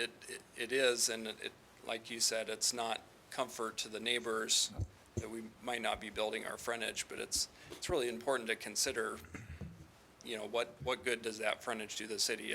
All it is gonna be is more maintenance and no respite for anybody who's gotta go from a 2-lane road to a 6-lane road to a 2-lane road on the other side. Councilman Brunner? Madam Mayor, and Mark, if you'll stay, Daniel, can I have you come up with him, though? I think I'll just do a little. So just clarification, mainly for my sake. So, Mark, you stated that, yeah, it's gonna, as far as from the building permits, we're talking about, close to maybe $750,000 or something of that sort. But that's on the builders. That's not on the developer. So you're doing the 10-foot wide sidewalks, you're doing the landscaping, but when we say skin in the game, there's no skin in the game for you as a developer as far as on those roads. Am I correct in stating that? Mayor, Councilman Brunner, correct. The impact fees are paid by the builder. And these are in phases, so this will happen over a long period of time? Correct. Okay, so I know you're providing that by these builders wanting to build and so on in that area. But that's the inequity in my mind, is that we have to wait so long. And for these residents that are living in these areas currently, as has been stated by Councilman Hogaboom and others, developer, in my opinion, and Mark, I'm not getting on you, you made a great presentation, and this development, in my opinion, is one of the best that we could ever see. But in my opinion, developers have to be on the front end. We can't be waiting 10, 15 years, and I realize there's other areas in Nampa that are priority. But, I don't want to turn down a great development like this. And I realize there's nothing we can solve right now without a change in ordinances or processes or whatever. But I just don't think it's fair Mayor for the Kling. citizens of Nampa. Yes. I helped the church in the design across the street. A part of the project was giving up road right-of-way so that sidewalks, curb gutter could be put in along with widening of the street. The same thing is happening with this development. So they're giving up property, they're widening the street, they're putting in curb gutter and a detached sidewalk, correct? Or is the city paying for that? Mayor Kling, Councilman Haverfield, they will not put in curb gutter and road widening except for the turn lanes called for in the traffic study, which is a left-bound turn lane on Greenhurst into the property. And they may not actually have to install additional pavement there because of the width of the road that is already developed with the Sands Point. They will install sidewalk. That's per the code changes that were put into effect last council meeting when we also adopted the new impact fees. So the change in the impact fees changed the way that it's processed going forward with the developer? Correct. Okay, I wasn't aware of that. So, yeah, that caught me off guard too, because deceleration lanes based upon the traffic impact study. Some of these conversations I've just listened to passively, but obviously as being involved in the construction design side, what I'm used to seeing is being changed somewhat as far as how it's being approached. So I can understand the concern that my council members are expressing, but obviously I'd love to see the development happen too. So I have a question, actually, Patrick. When we did the impact fee study, it was my understanding that some of the subdivisions would still continue to put turn lanes and into their, and maybe Daniel, it's you, but it was part of the impact fee study. It was my understanding that some of those still would be required. Mayor, correct. developments that their traffic studies call for turn lanes, they would still be required to put those turn lanes in at their entrance. The reason this development would not be required to put in the turn lanes at the intersection here is because that it shows the failure is due to background traffic. So existing growth and background traffic, not specifically due to their development. It's just general growth of the entire city that triggers the failure in the intersection, which is not the developer's responsibility to remediate. That would be the city's responsibility.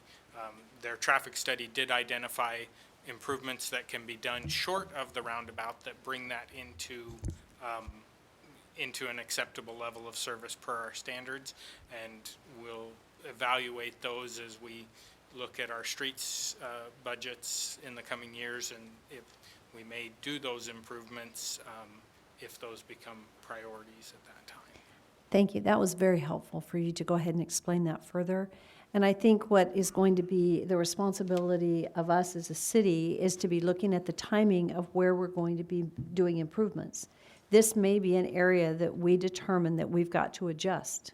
Would that be correct? That we would have an opportunity to do so if we see that it's needed? In other words, not pushing it back to 2030, but saying, you know what, this is a high priority area. Is that possible?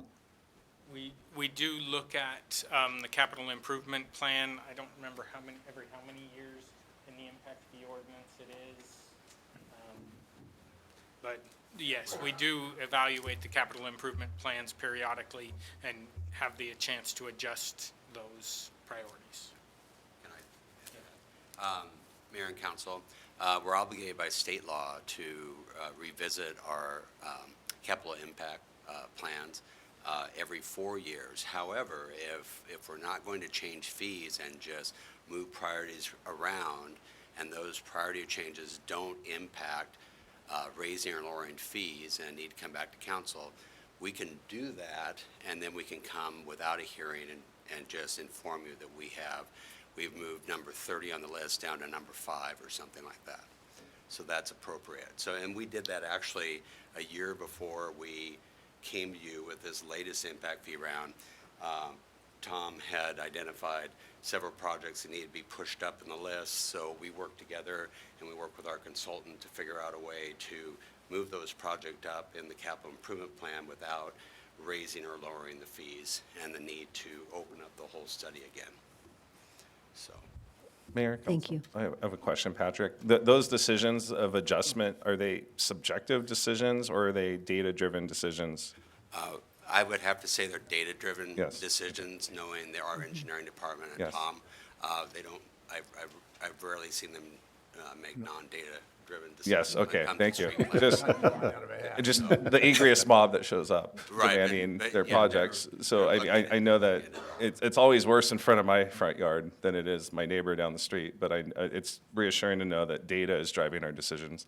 And I wish we had a lot more money to spend, but we don't have as much money to spend, and so we're doing our best. And I know that you're making difficult decisions with scarce resources, and we're doing our best. So, but yeah, thanks for that answer. Mayor? Yes. Thank you, Mark.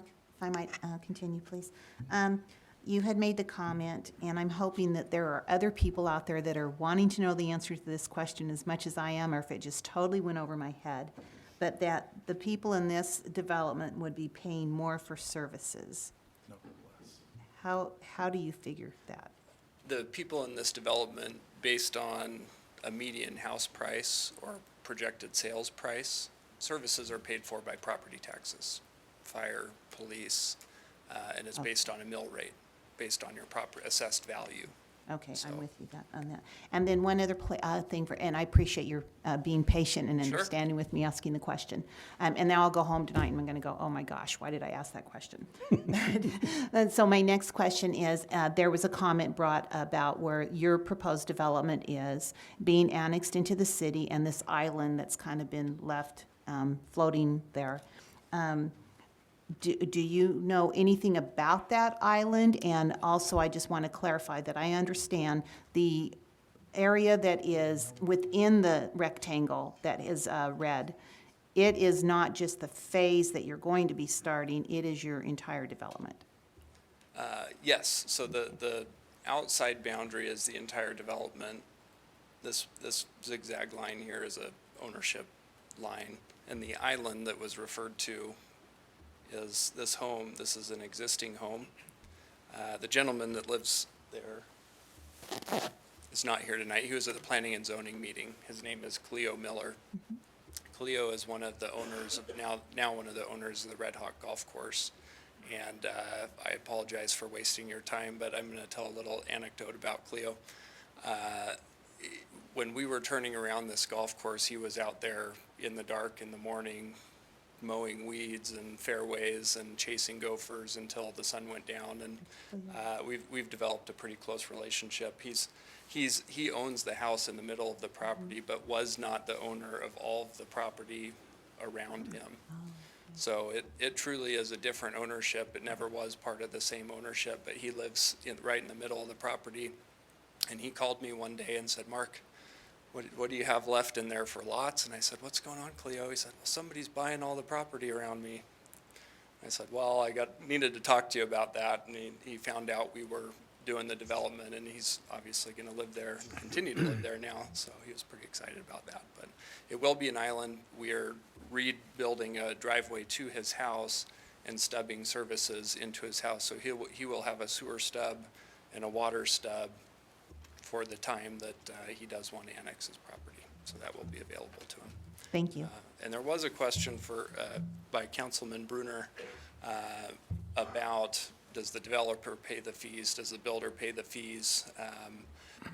We're not a home builder. You do have some builder developers that it would be one and the same, but we're competing with them. They're competing with those builder developers, and so at the end of the day, we can only sell our lots for what we can sell them for. So if the builder now has an extra $2,000, $3,000 to pay for their house, they're still competing in the same marketplace, and that means that's $2,000, $3,000 less that we can sell a lot for. And that's how I look at it. And Madam Mayor, I think I have a reputation of being pretty blunt, and but I don't even know if it's even legal. But as far as on our vote, whether we approve this development or not, I guess, is there any condition that you would pay more for roads improvement on Greenhurst and Middleton and Greenhurst and Midland for our vote to get this project approved?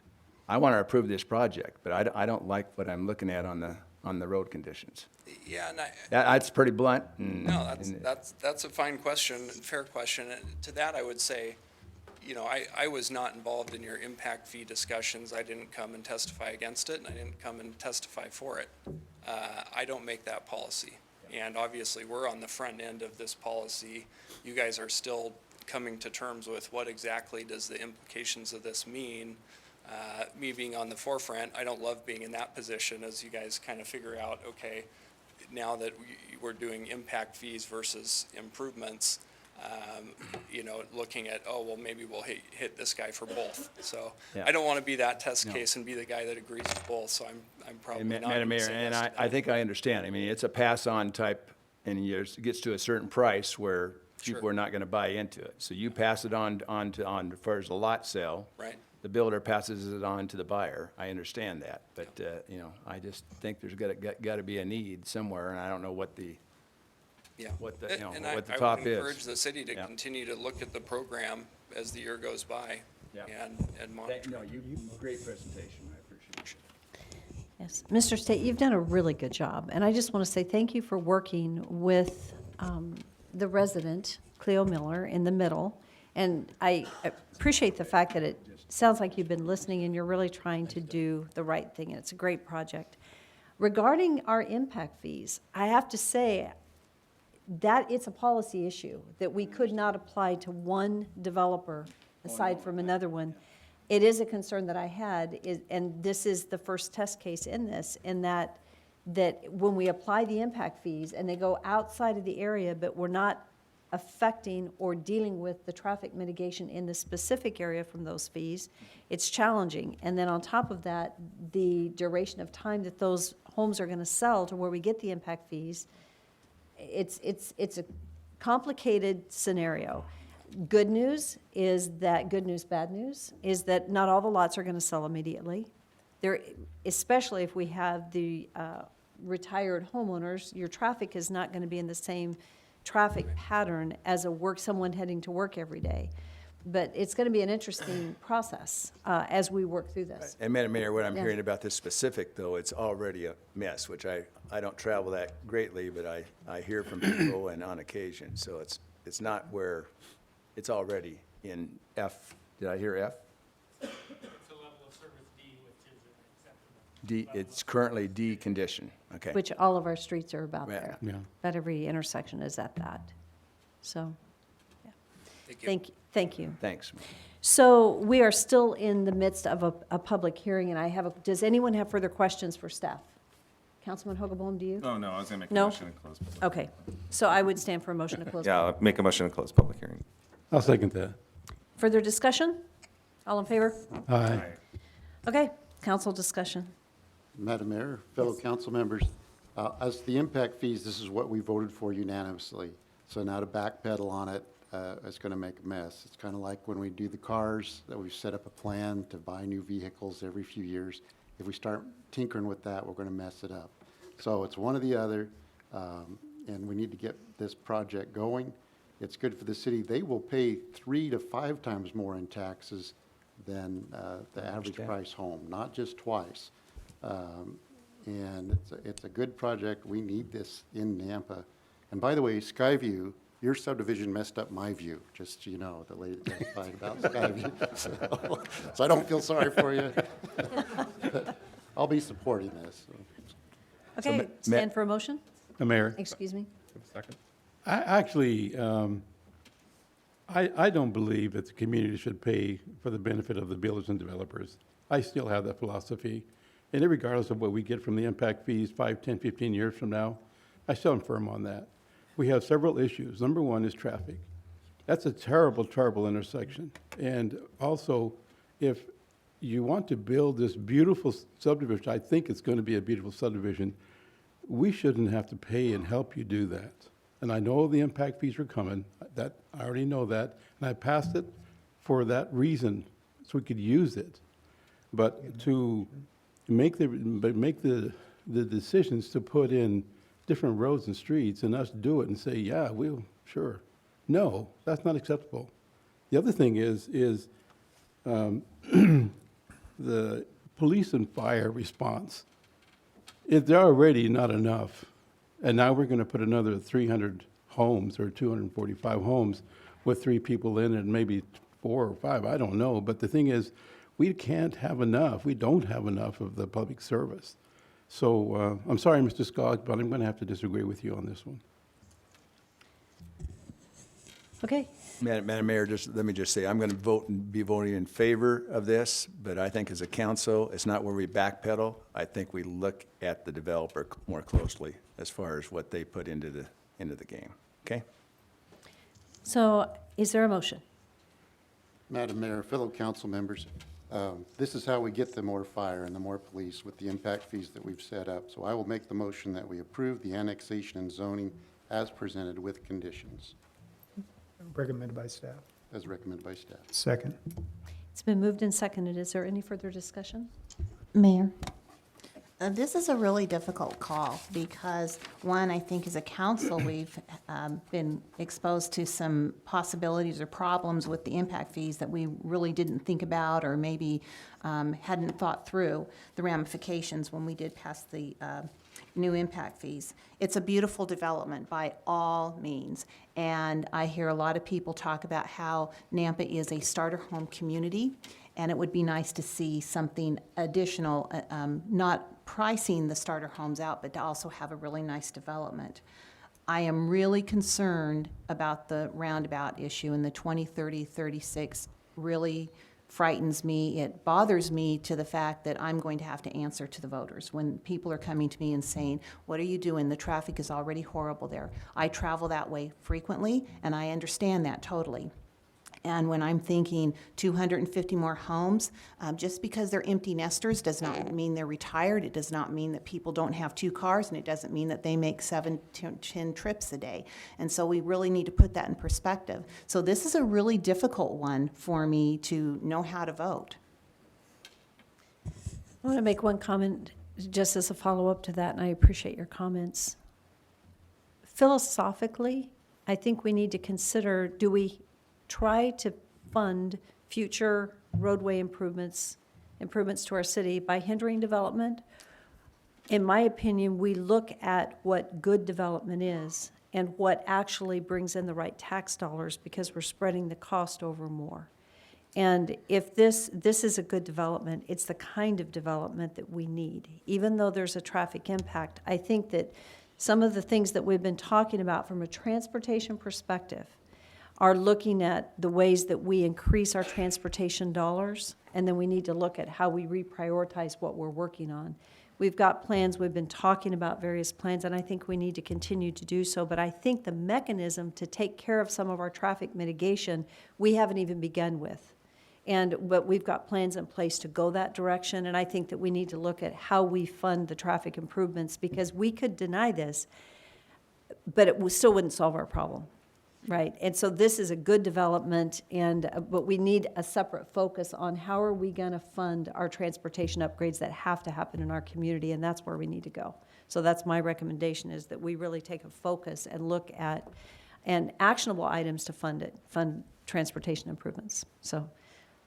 At that, is there any further discussion, or? Just Mayor, Council, I appreciate those comments. I think it is difficult, but you know, what I sense is sort of the last person in, everybody who's already there wants their level of service improved by the person coming in, and what we're trying to do is prorate the responsibility upon the entire tax base. And I know it's sometimes complicated, even to hear us as council talk tonight about impact fees and how we understand development and all that. And we're trying to get it right.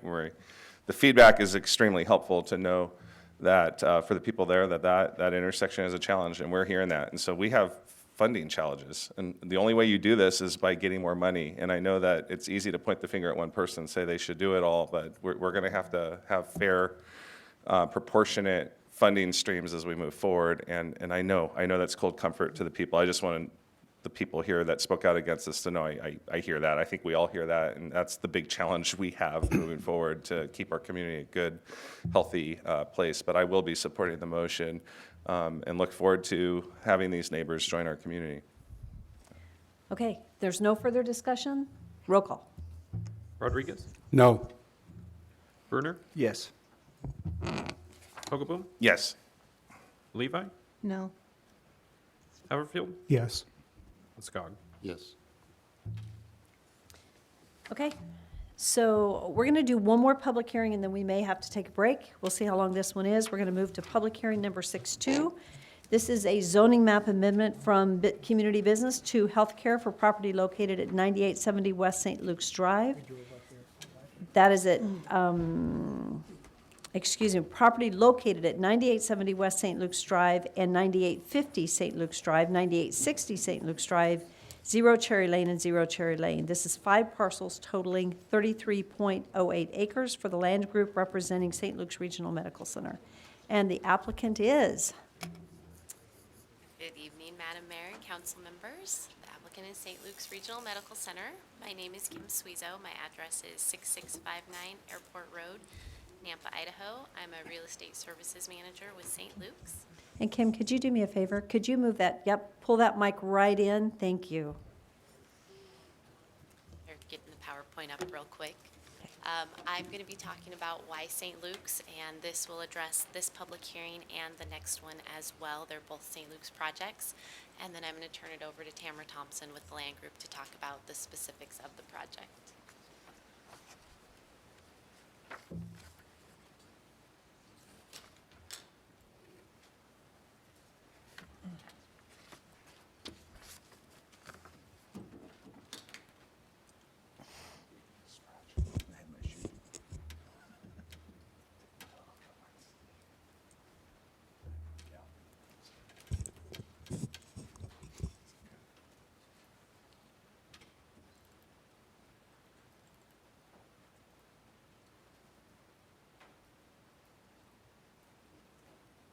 Thinking about those tamales.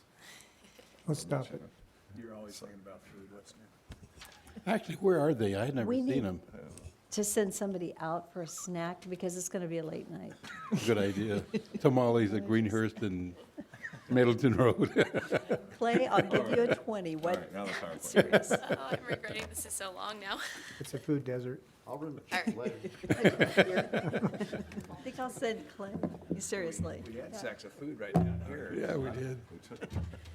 I'm going to start out with a brief introduction on St. Luke's, and then I'll turn it over to Tamara. St. Luke's is a local, not-for-profit corporation whose mission is to improve the health of people in the communities we serve. St. Luke's is comprised of hospitals, medical plazas, clinics, and provides services as far west as LaGrande, Oregon, as far north as Riggins, Idaho, east Rupert, Idaho, and to the southeast, Twin Falls. St. Luke's has hospitals in Boise, where St. Luke's is nearing completion of a new children's pavilion in downtown to provide specialized care that children need. Hospitals Meridian, Twin Falls, Nampa, Mountain Home, Jerome, McCall, and Sun Valley. St. Luke's,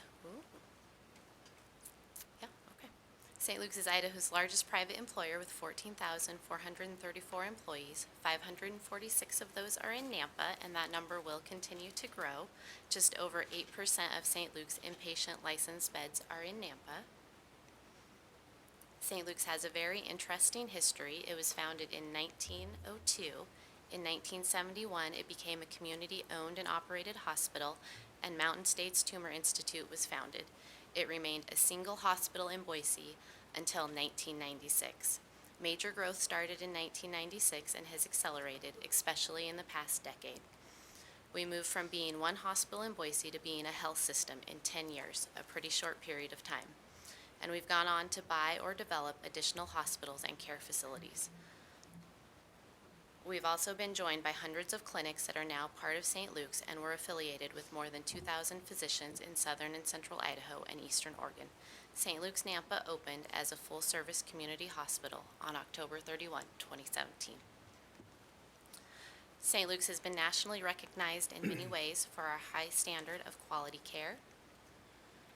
St. Luke's believes it is very important to reinvest in the communities it serves, and did so in fiscal year 2018 by providing $82 million in charity care for patients unable to afford the care they need, by providing $940,000 in community health improvement fund grants to 127 nonprofits serving our region.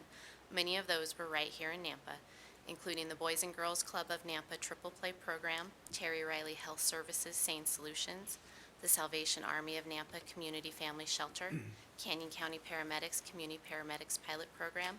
This is putting funds in the hands of the experts supporting our communities. St. Luke's economic impacts are important to the communities, with $1.7 billion in wage and salary impacts, $75 million in direct tax effects, mainly sales and property taxes.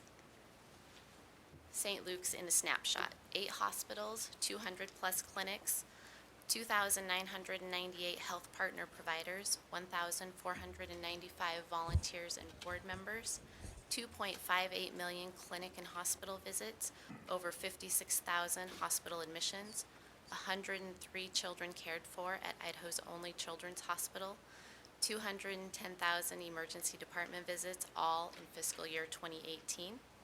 One of the things I am most proud of is in fiscal year 2017, St. Luke's employees donated over $1 million in many different ways, like the United Way campaign, Roundup programs, and others. We currently have a Roundup program going on because March is National Colorectal Cancer Awareness Month. St. Luke's is supporting the cause with rounding up in our cafeterias across the system. As an added incentive for our employees at Washington Group Plaza, every food and nutrition employee who collects over $200 in Roundup gets to throw a pie at the supervisor of their choice. St. Luke's Nampa in a snapshot: there are 546 employees in Nampa. In fiscal year 2018, remember the hospital opened in October 2017, there were 65,000 hospital visits, over 29,000 emergency department visits, 3,205 hospital inpatient visits, over 1,600 surgeries, and 670 newborns born. St. Luke's Nampa opened in 2012 with an emergency department, lab, imaging, and physician clinics. Once opened as a community hospital, St. Luke's Nampa began providing a wide range of advanced services and is home to the Family Care Unit, a labor and delivery unit with family-centered suites that include NICU care. These services were needed in our community. Community health. What is community health? Community health focuses systemically on addressing the array of personal, social, economic, and environmental factors or determinants of health that positively or negatively influence health for an entire community. Determinants of health typically fall under several broad categories, including biology and genetics, health services, environment, social and economic factors, public policy, and individual behavior. St. Luke's evaluates the needs in each of the communities it serves with an annual Community Health Needs Assessment. The Community Health Needs Assessment is designed to help St. Luke's better understand the most significant health challenges facing people in the service area and make decisions to address the identified needs. The most recent assessment identified obesity, diabetes, mental health, suicide prevention, and access to care as the top 3 needs for the Nampa community. St. Luke's is working hard to make access to care easier. We opened the hospital and the community response and the need was higher than expected, and all completed areas on the Nampa campus are being fully utilized.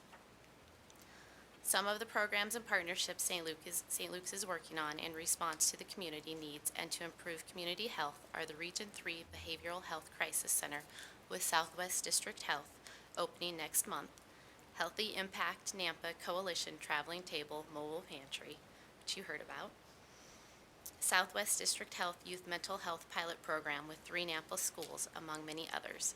I'm pleased to have in the audience tonight Jean Fitzgerald Mucci, a St. Luke's Community Health Services Manager who has been at the forefront of establishing numerous programs to help our community. I've told you about St. Luke's, but let me really tell you about the heart of St. Luke's. This is baby Heston Felix Douglas Anschustigi. Baby Heston is part of my extended family. At 32 weeks pregnant, Tiffany was rushed to the hospital by ambulance with contractions. Heston was born to Steve and Tiffany Anschustigi on January 25th at 34 weeks. Baby Heston left the St. Luke's Nampa Neonatal Intensive Care Unit at the head of his own parade after a 4+ week stay. Clapping nurses and doctors lined the hallways as the family slowly wheeled the sleeping baby out of the Women's Services Unit in a brand new radio flyer wagon. The Red Wagon Parade was a dream of registered nurse Carrie Bohannon. She shared the idea with friends living in California, and they donated the wagon to the hospital. The couple was inspired by the St. Luke's Nampa NICU care model. At St. Luke's Nampa, NICU babies and their moms room together in specially designed suites. Nurses are cross-trained to provide specialized care for the family. They thought it was amazing that the Nampa families aren't separated from their babies, Bohannon said. They are supporting the concept. The Red Wagon Parade provides closures for family and hospital staff. It brings attention to this baby's graduation from the NICU, Bohannon said, who is so committed to the program that she personally assembled the wagon herself. Bohannon pays the same level of personal attention to her patients. The Anschustigis are grateful for the expertise of the nurses and the opportunity to receive the care close to home. We had such a great experience here at this hospital, Tiffany Anschustigi said. Everyone here is so welcoming and answered every question we had at any time, and they let Dad be involved in everything. I love every single nurse we have had. They all treated Heston like he was their own. Families and nurses develop a strong bond in the NICU. Shanette Fretwell, manager of nursing and patient care in the St. Luke's Nampa Women's Unit, said, "A lot of NICU babies spend a lot of time here. Our nurses get close with the babies and the families," she said. The Red Wagon Parade celebrates the care they receive and successfully going home, Fretwell said. It gives all of the staff a chance to celebrate with the family. It's a really nice way to say goodbye. This rite of passage will be available to all babies and families graduating from the St. Luke's Nampa NICU. That is just one of many stories that highlight what we do and why we do it at St. Luke's. Before I turn it over to Tamara, I wanted to highlight some of the future plans happening in Nampa. St. Luke's is currently completing construction of the medical office building attached to the north side of the hospital. Clinics located here will include cardiology, lifestyle medicine, orthopedics, children's services, and more. In addition, we will be starting construction of a new St. Luke's Mountain States Tumor Institute adjacent to the hospital, which will be relocating from South Nampa so those patients can get all the services they need on one campus. And finally, for tonight's project, I'll turn it over to Tamara.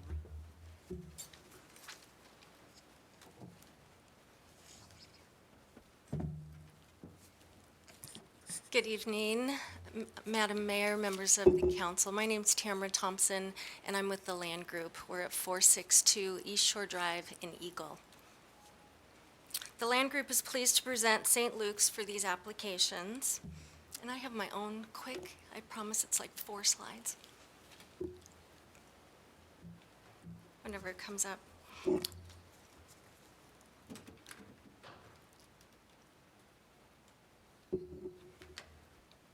St. Luke's is planning for the future medical needs of the community by planning a quality healthcare campus in Nampa. They currently are on 33.08 acres, and they're acquiring 21.5 acres to the immediate east of the hospital.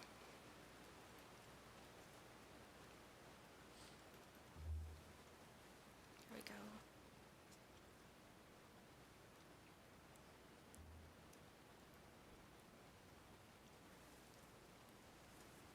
So they currently are on 5 parcels, and those total 33.08 acres.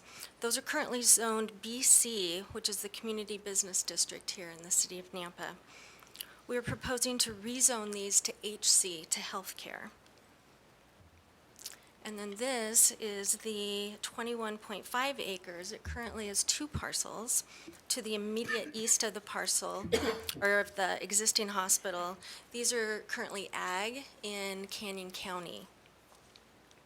And we're proposing to rezone these to HC, to healthcare. The existing hospital uses and the future uses of the expansion area are more consistent with the HC zone. By rezoning all parcels to the HC zone, it will allow for consistency in development, requiring all future development to comply with the HC development standards. And with these applications, it's currently just a rezone and zone, and no development is proposed on the expansion area at this time. With that, we appreciate the opportunity to work with the city of Nampa and to create quality healthcare, a quality healthcare campus.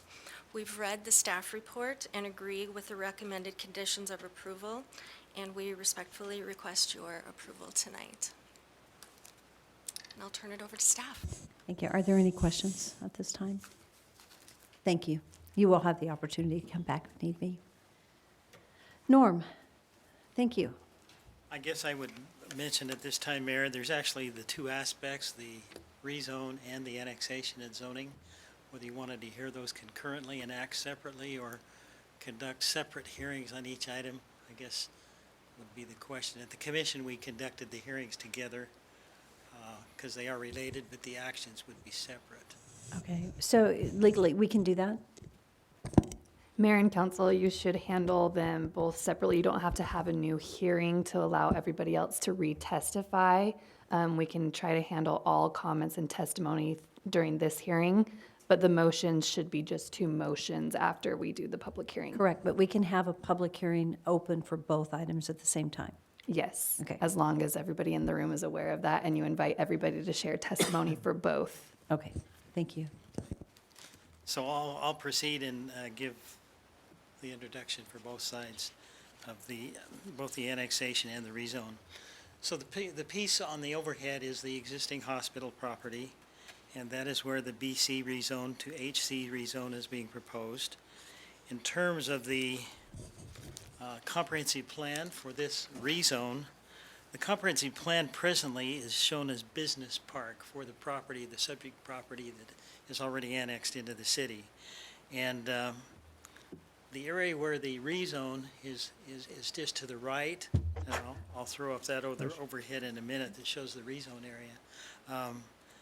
The border between the business park designation and the light industrial designation is on the eastern side of that existing parcel.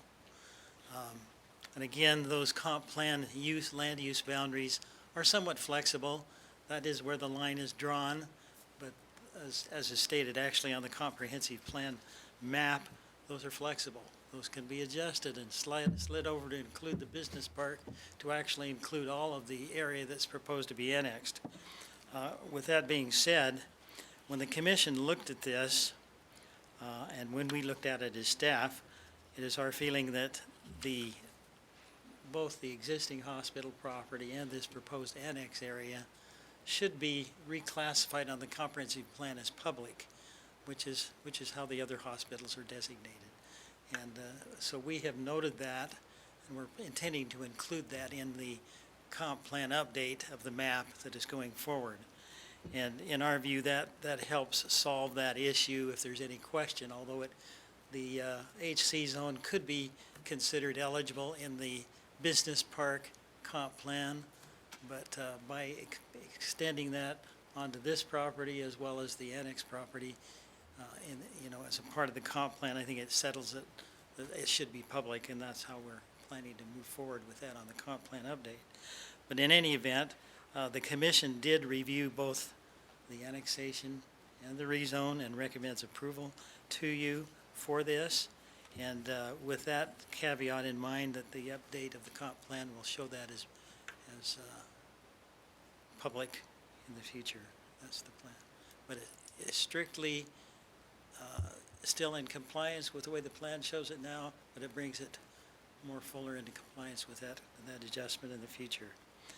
And you have in your packet some correspondence we received from the Amalgamated Sugar Factory that was presented at the P&Z Commission meeting regarding their position on the the annexation portion as it relates to the industrial uses in the area, namely the sugar factory, and I'd refer that to you. I think they were the only parties at the commission meeting that expressed concern, though there was not any direct opposition stated. I think they just raised that as a concern in their behalf.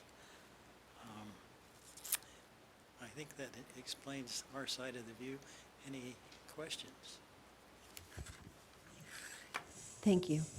So I'd like to ask the applicant if you have any further comments regarding the rezone, because was that your full presentation? Okay. Okay, so for both items. So at this time, this is a public hearing. At this time, I'd like to open public hearing for item 6.2 on the agenda and item 6.3 on the agenda. So item 6.2 is the zoning map amendment. As I stated earlier, I would like to read 6.3. 6.3, public hearing. The public hearing also includes item 6.3, which is the annexation and zoning to health care for property located at 0 Cherry Lane and 10 Lane, 2 parcels totaling 21.511 acres for the land group representing St. Luke's Regional Medical Center. So we have heard from the applicant on both items at this time. This is a public hearing, and I do not have anyone signed up to testify in support of or to oppose this. I'd like to ask if there's anyone here tonight that would like to testify or had intended to sign up that did not get signed up. Okay, so seeing none, I'd like to ask the council if they have any further questions for either the applicant or staff before we close public hearing. Seeing none, I'd stand for a motion to close public hearing on both 6.2 and 6.3. So moved. Second. Further discussion? All in favor? Aye. Okay, so as stated, if there, on the motion as we move forward, it needs to include items 6.2 and 6.3, well, excuse me, separate motions, one for 6.2, and so we'll just do them totally separately. So what is or is there any discussion, I should say, rather than what is the will of the council? Mayor Kling, I'll go ahead and make a motion. It seems reasonable and appropriate what's being requested, that I would make a motion that the zoning map amendment from BC to HC be granted as proposed to us with conditions as stated in the staff report. Second. It's been moved and seconded. Is there any discussion? Roll call. Rodriguez? Yes. Brunner? Yes. Hogaboom? Yes. Skog? Yes. Levi? Yes. Haverfield? Yes. Okay, and for item 6.3 on the agenda? Make the same motion, that it is appropriate in with staff report and planning and zoning support that we should grant the annexation and zoning to HC as listed in our staff report, or in our agenda, and as with the conditions of approval as stated by staff. Second? It's been moved and seconded. Is there any further discussion? Roll call. Rodriguez? Yes. Bruder? Yes. Hogaboom? Yes. Skog? Yes. Levi? Yes. Haverfield? Yes. Thank you very much. Okay, item 6.4 on the agenda. This is annexation and zoning to RS7, which is single-family residential at 7,000 square feet at 0 Northside Boulevard for Kinghorn Place subdivision on the south side of Spruce Street, west of Northside Boulevard. For Trilogy, Idaho, Corey Barton, and I forgot to take a break. I apologize. Is that what you guys, I just realized it. You gotta, Please. like me, just get up and take a break. Yeah. Although the snacks aren't here yet. Do you want to go through one more? I thought that No, was no. a joke. No, that was serious. Oh. That was serious. Do you want to, 5-minute break at least. do, you- Not taking a break to get some bees. okay. So we're going to take a break, 5-minute break. Oh, snacks he's just here. arrived. Thank you. So the snacks are here. Thank you.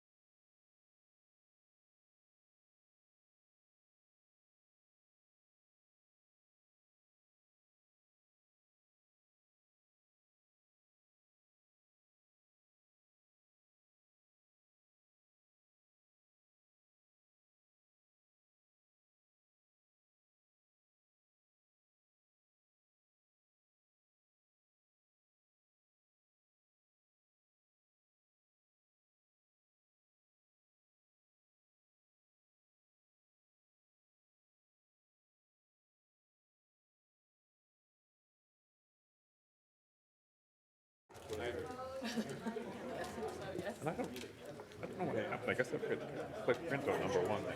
Oh, well. Doesn't matter. Yeah. I mean, it's our turn to shop.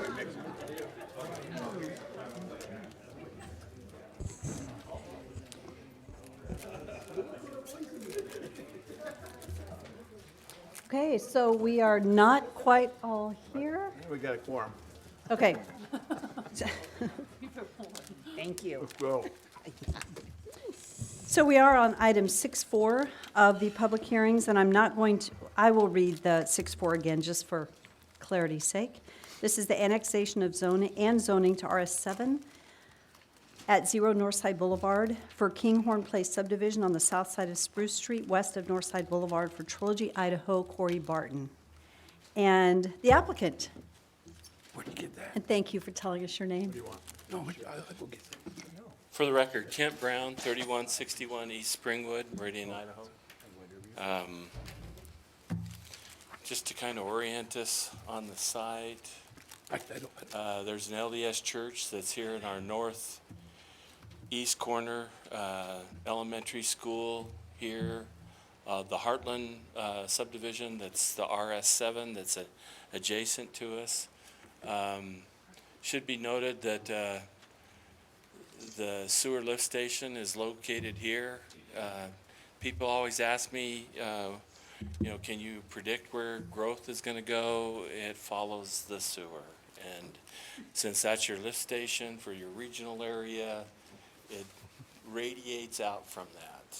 And so it has to start someplace, and that's the starting point. The interesting thing is you got the Purdom drain that runs along our westerly boundary. On the other side of that, in your comp plan, that is called out as industrial zoning. And to the north of us is Caldwell impact area. So we are right at the fringe, but we're right at the beginning. And the beginning being where the sewer is located, and the end is your impact area. So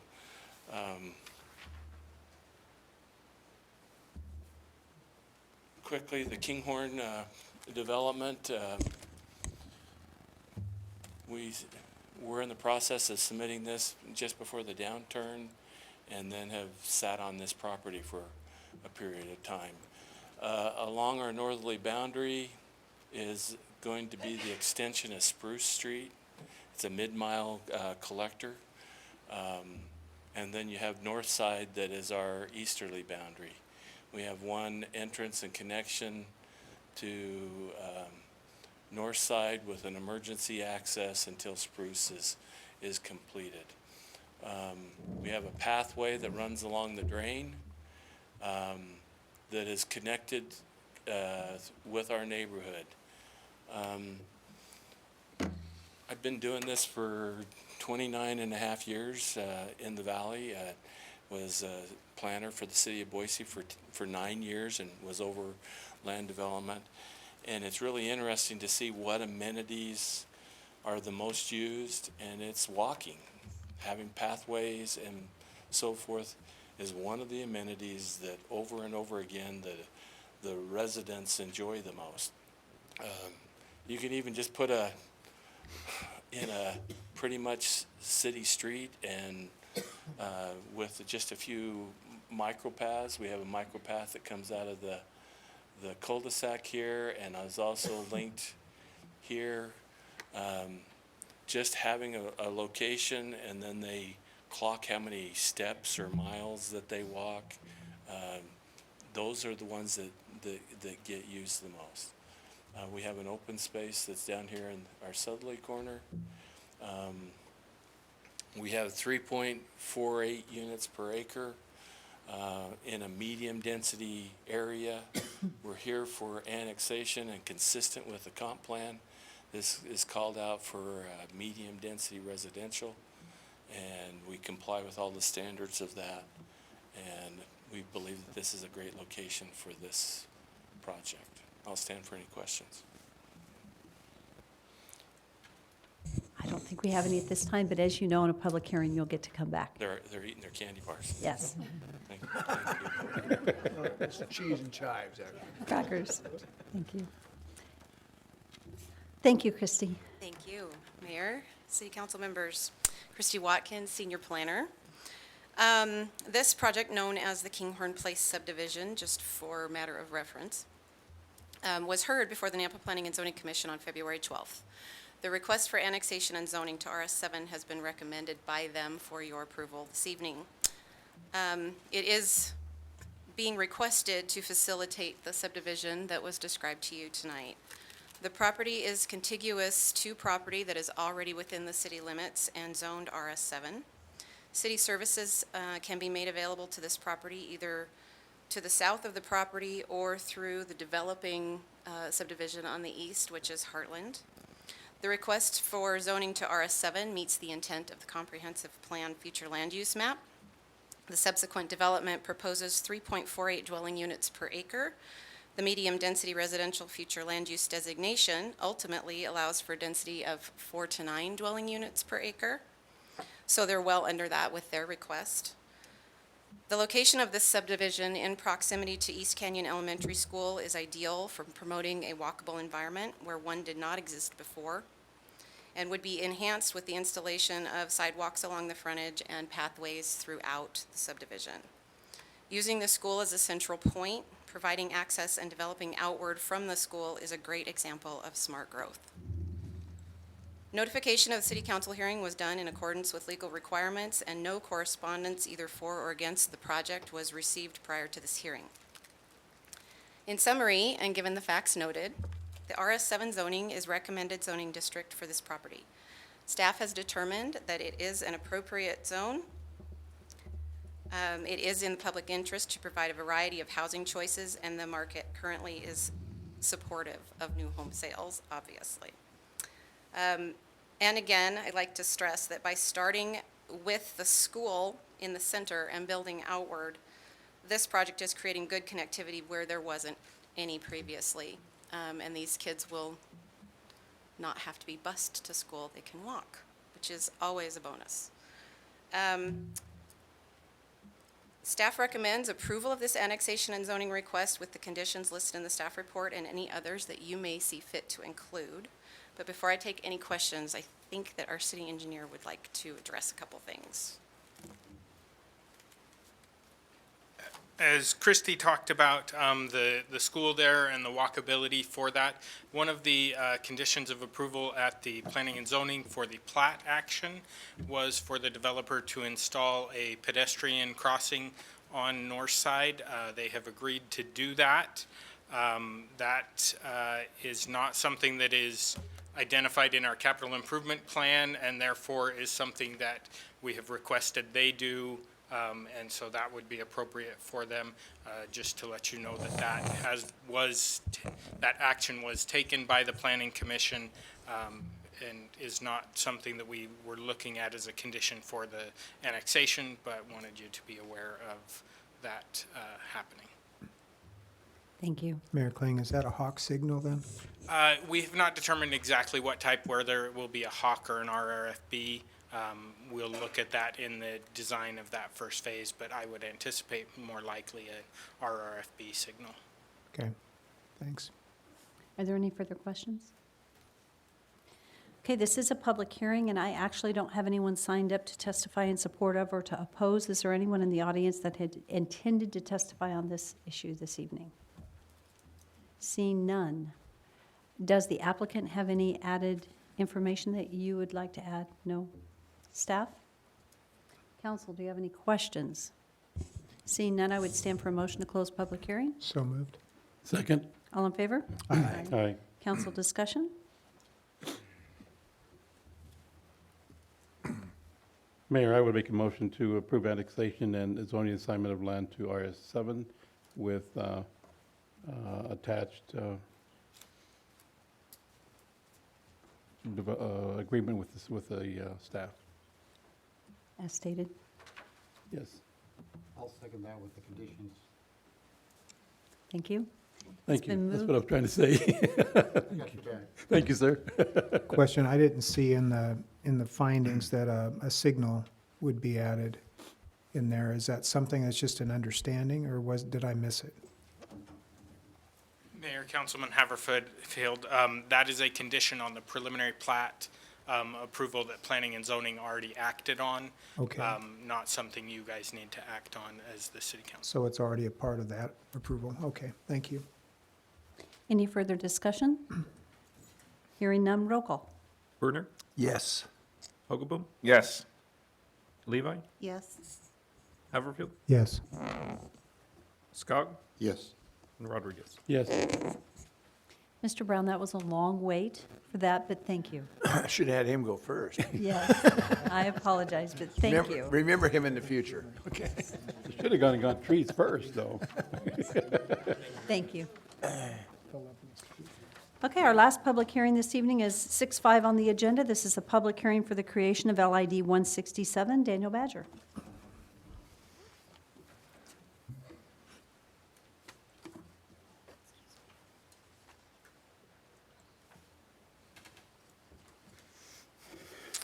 Mayor and council, as we've talked before about LIDs, this is a sidewalk LID proposal for Zone E1 and E2.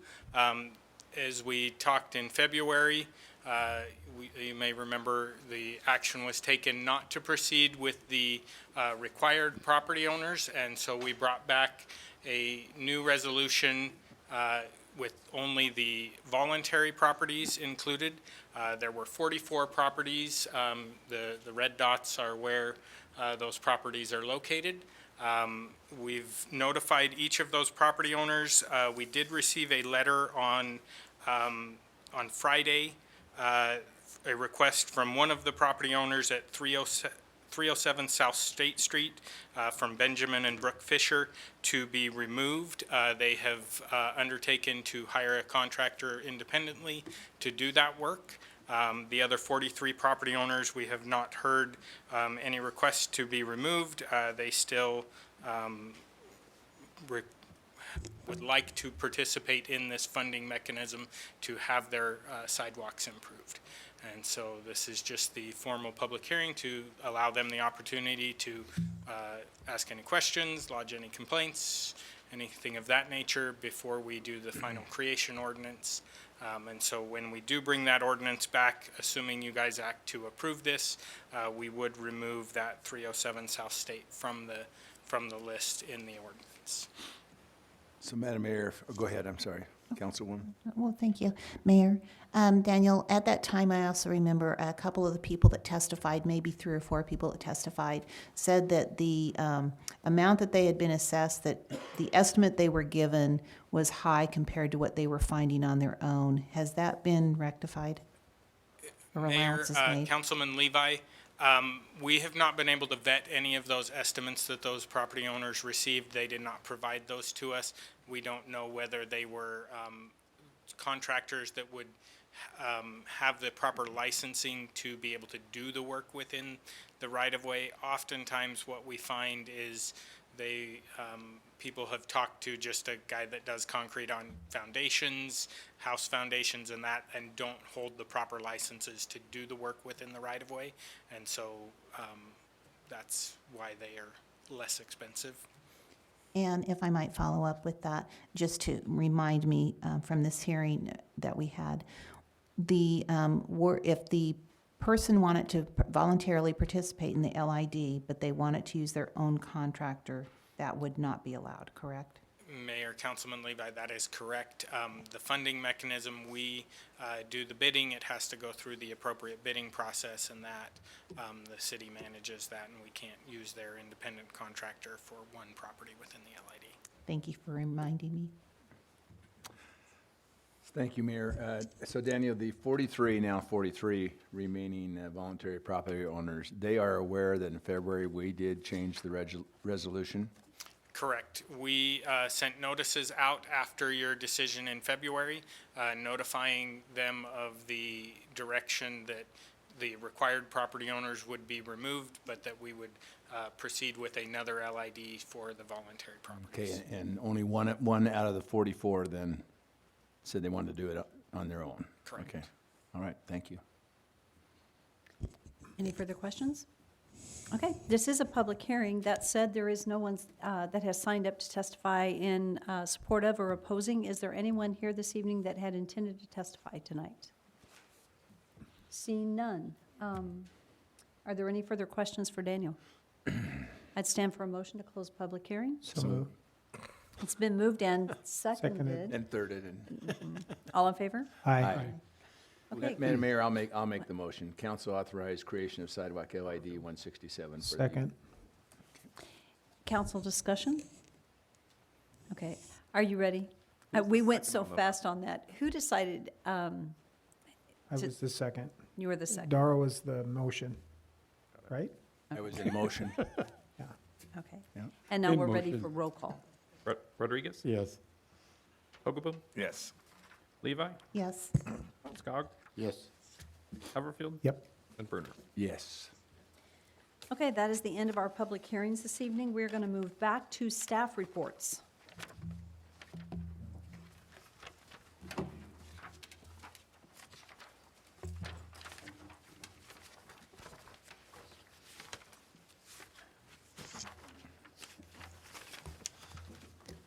Mayor, Council, good evening. As you saw me stand up and I was about ready to say something about the data and the impact fee, maybe I could add something. I was having a thought with the crew afterwards that it would be useful for you decision makers in this council to have the map of what our priorities were when we built the impact fee, and we could put on there what the level of service of those intersections that we want to fix, so you can have that as information. And also, we have a lot of tools nowadays besides just mobility that can show the safety of various intersections. We could bring both of those in, and you can have those during these meetings. I also had the thought it'd be a really great time. You know, every year we do go through and relook at the priorities, and we use these data from our mobility tools, our safety tools. We can bring that in at the budget cycle and show you if something needs to be adjusted and make recommendations there. That's a great idea, thank you. So on the bench, you have a paper that we put together about a storm drain pipe. We just learned about this late last week. We do routine pipe inspections across the city. You may recall through our asset management zones, and we came across this one. This is actually on Davis Road and over by Lions Park there, and this is into the Phyllis Canal. So you can see the pipe sticking out of the abutment wall there. It has failed, and we need to go in and repair this pipe by grouting it before the irrigation water comes in, which is just in early April. So what we're planning on doing is the street crew would come in and grout the pipe up and stabilize it. Of course, we'll need to have a place to temporarily put the water. So we were planning on, and we've been talking to Parks about this, routing the water to a temporary pond location over there next to the pool. And then we will, as we work on a permanent design, we'll need to do some calculations on how to size it correctly for long term. And we're talking about putting as long as the groundwater is favorable there, we would like to put that underground so we can maintain that grass area. So that we've been designing some stormwater projects in-house, and we haven't not put them out to bid yet. So the funding for this project, we'd like to stop those design projects and focus what we need to get this emergency repair done off of that funding. We're about to have $150,000 worth of stormwater funding still available for this fiscal year. And just as a quick FYI, it's not an action item, it's strictly notification. Thank you, Tom. Okay, so and the next item on the staff report is our end of season snow report. We like to think that snow's done by now, knock on wood. And I just want to, actually Don Barr is going to come up and talk, but again, just like we did with Nate, if I could have about 30 seconds to introduce Don. And Don's done a great job, him and his team this year. They've really stepped it up, and I've heard a lot of really good compliments about snow removal this year. You know, last year they moved into using salt, and this year through some innovation they've started using brine, and they've really got out there and really been able to take care of the storms and been proactive, hitting the storm before it happens, which is the best bang for your dollar for removing snow. So I've been impressed on what they've done here. They've used their innovation, and they found a way to increase the level of service and save some dollars too. So I'm going to have Don come up and talk about what he's done in Bryan. Don, I'm so sorry we are so late tonight, of all nights to be on. No, that's okay. Thanks, Tom. Mayor Kling, City Council, thank you for letting me spend a few minutes with you. I've got 5 minutes or less, so is what I've been told. So we'll try to move through it. So I'll give you a FY19 snow and ice control summary report. It's basically a team effort, and it starts with the mayor's office. Amy's been really good about getting information out for us and making sure that the public knows what we're doing, and also our own crews. And there's a lot of people that help in this: Public Works, Parks, Fleet. Fleet's been really huge for us as far as making sure our equipment's up and running. It's been really a good thing. So Doug's team is probably the best that I've ever worked with, and we appreciate them a lot. All the way through engineering, GIS, and environmental compliance. We have the other team members. If we have a snowmageddon again, we've got support from the water folks and the wastewater folks. Some of the things that are out there that you've probably seen, and if you haven't, it's out there on the city website. We have a snow plow activity update where you can see where the plows have been. You can see the priorities. You can see the snow and ice control plan that's out there. The storm drain, catch basin, fire hydrants, that's a newer tab that's meant for residents. So if they want to help out and keep their storm drains open or the fire hydrants clear, they can do that. We also have the snow cam, the live snow cam. It's pretty live. I called the last snow event and asked one of my guys to clean that off, and as I was asking him, he was already, I could see him cleaning it off. He said, "I'm already here, boss." So, and that gives us the time and the temperature and obviously the inches so that we can keep in track with our snow plan and our conditions.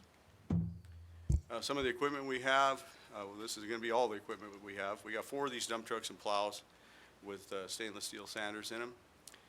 The water shop bought a new truck this year, and so in this last fiscal year's budget, and so part of what we did is we worked with them, and in our budget process you all approved, we upgraded the hydraulics and got a plow for that, and also a stainless steel sander. So in the event that we get another bad winter like that, we've got an additional truck to use. We've got one, it's a water tank in the summertime and a brine magnesium chloride dispenser in the wintertime. So we got one of those. We got one front end loader, one road grader, and that's going to be replaced here soon. We've got 2 backhoes and one 450 with a plow. What we don't have shown on here is another thing that you approved here in the last year or so was the slide-in tanks, the poly tanks that we put in our dump trucks. That was Jake Allen's idea, and a great idea. We got them for stormwater, and instead of buying a brand new truck and a brand new stainless steel tank for $200,000, we ended up, I think we spent about $40,000 or $35,000 or $40,000. So what we did is we converted them, and one of the guys in the shop came up with the idea this year, why don't we use these to put down brine as well? And so that's what we did. And so now they're running summer and winter. So the customer service level, there's Nextdoor and Facebook. It's out there. I think everybody knows about those. And then we talked about city website. There's an email out there, a dedicated snow line for us. And generally, we try to follow up with non-emergencies within 24 hours. So Tom mentioned the brine. We researched some of this. We've been actually looking at it for probably 10 years. So a long time I've been looking at that, but when we originally started, the expense was so expensive, we couldn't really get in the game for our 22 inches of snow a year. Things have changed, inventions have come around to where it's a simplified process. We had the building on site. Our guys built that years ago in-house. That's some of the talent we got. We built our own building. And so making the brine versus the mag chloride, when you purchase the mag chloride, we're running $1 to $1.10 a gallon. We're making the brine for 7 cents a gallon. So there's a tremendous amount of savings there for us. The other thing that we haven't really got on here, well, we got the greater application rates. We can afford to put more if we need to. We can afford to put more down, like this winter, and you see the results of that. And it also gives us a higher level of service. one of the things with the brine versus magnesium, when you're running the mag chloride, you can't really go about below 25, 24 degrees, otherwise it freezes. With brine, we go down to 15. So we bought another 9 or 10 degrees there.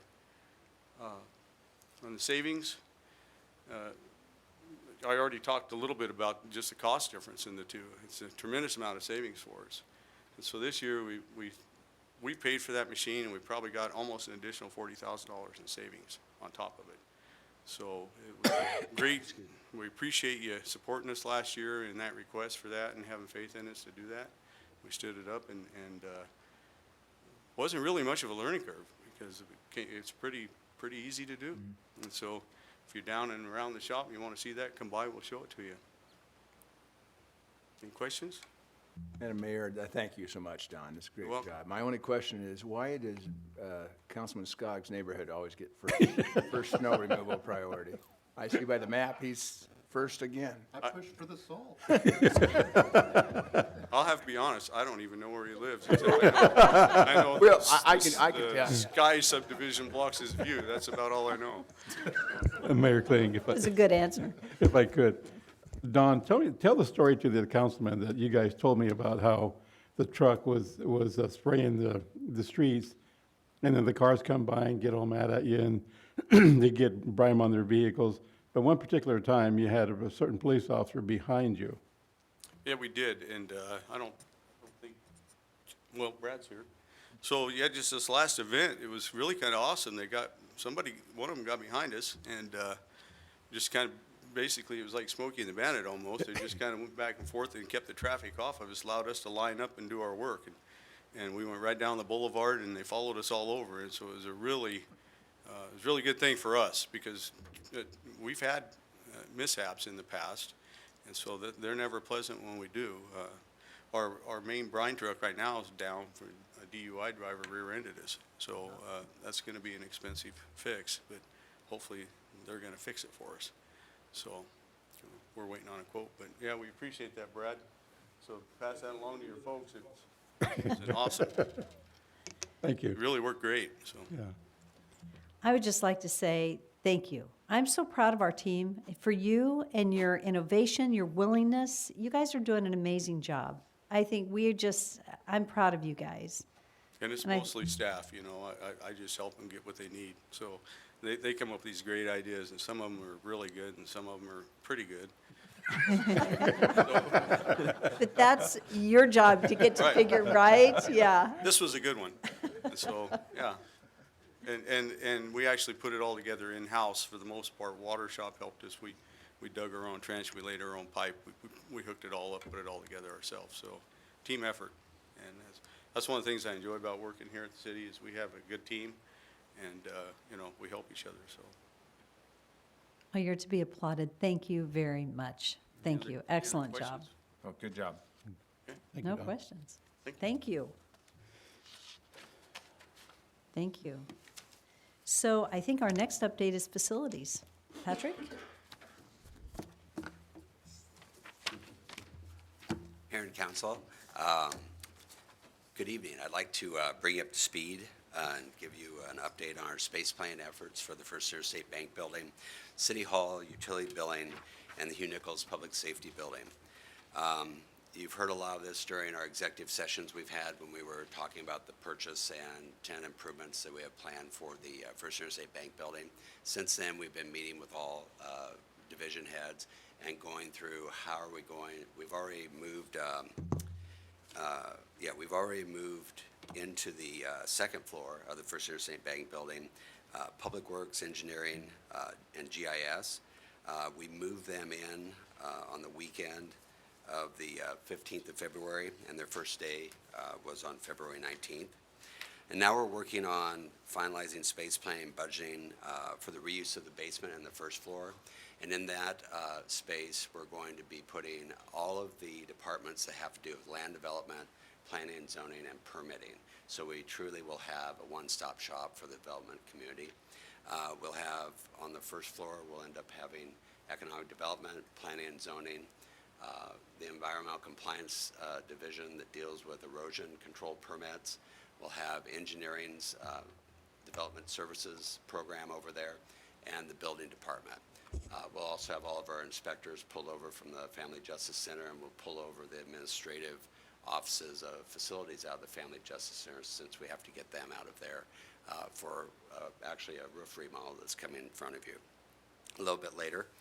The building purchase is planned for late June per our purchase agreement.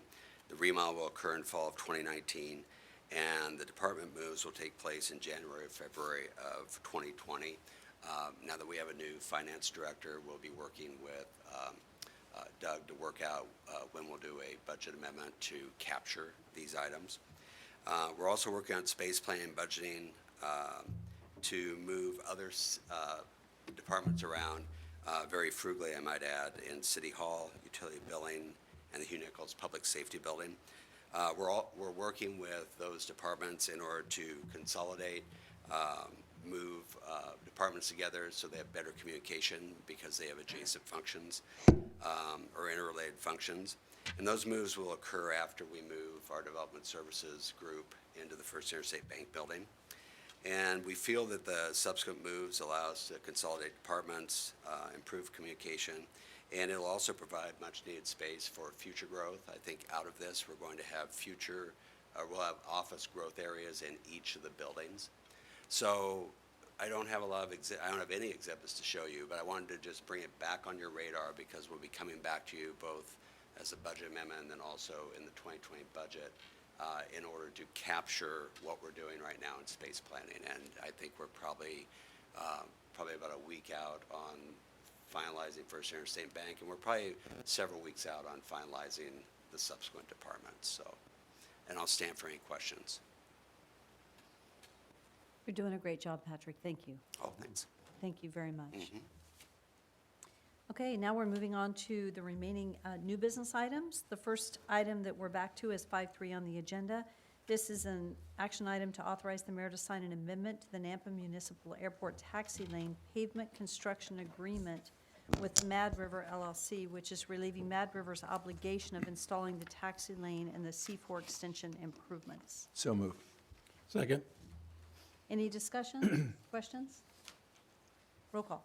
Hogaboom, Yes. Levi, Yes. Haverfield, Yes. Skog, Yes. Rodriguez, Yes. Brunner. Yes. The next item is just a continuation of that, and this is an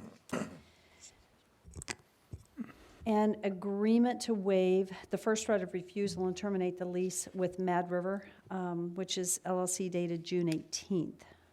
And I don't know if you guys have had a chance to see that we do have the first right of refusal to purchase that, and so we would be waiving that and then terminating the lease.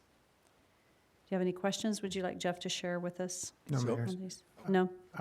I can make the motion, yes, to approve it, but there is not only to terminate the lease with Mad River, but to sign a new lease with Cayman LLC. Yes. So if there are no questions, feel free to make a motion I to. just, you yeah, just I'll said make the that's yours. motion to allow you to sign that agreement as listed in our A and B. report. Second. Any further discussion? Roll call. Rodriguez, Yes. Brunner, Yes. Levi, Yes. Skog, Yes.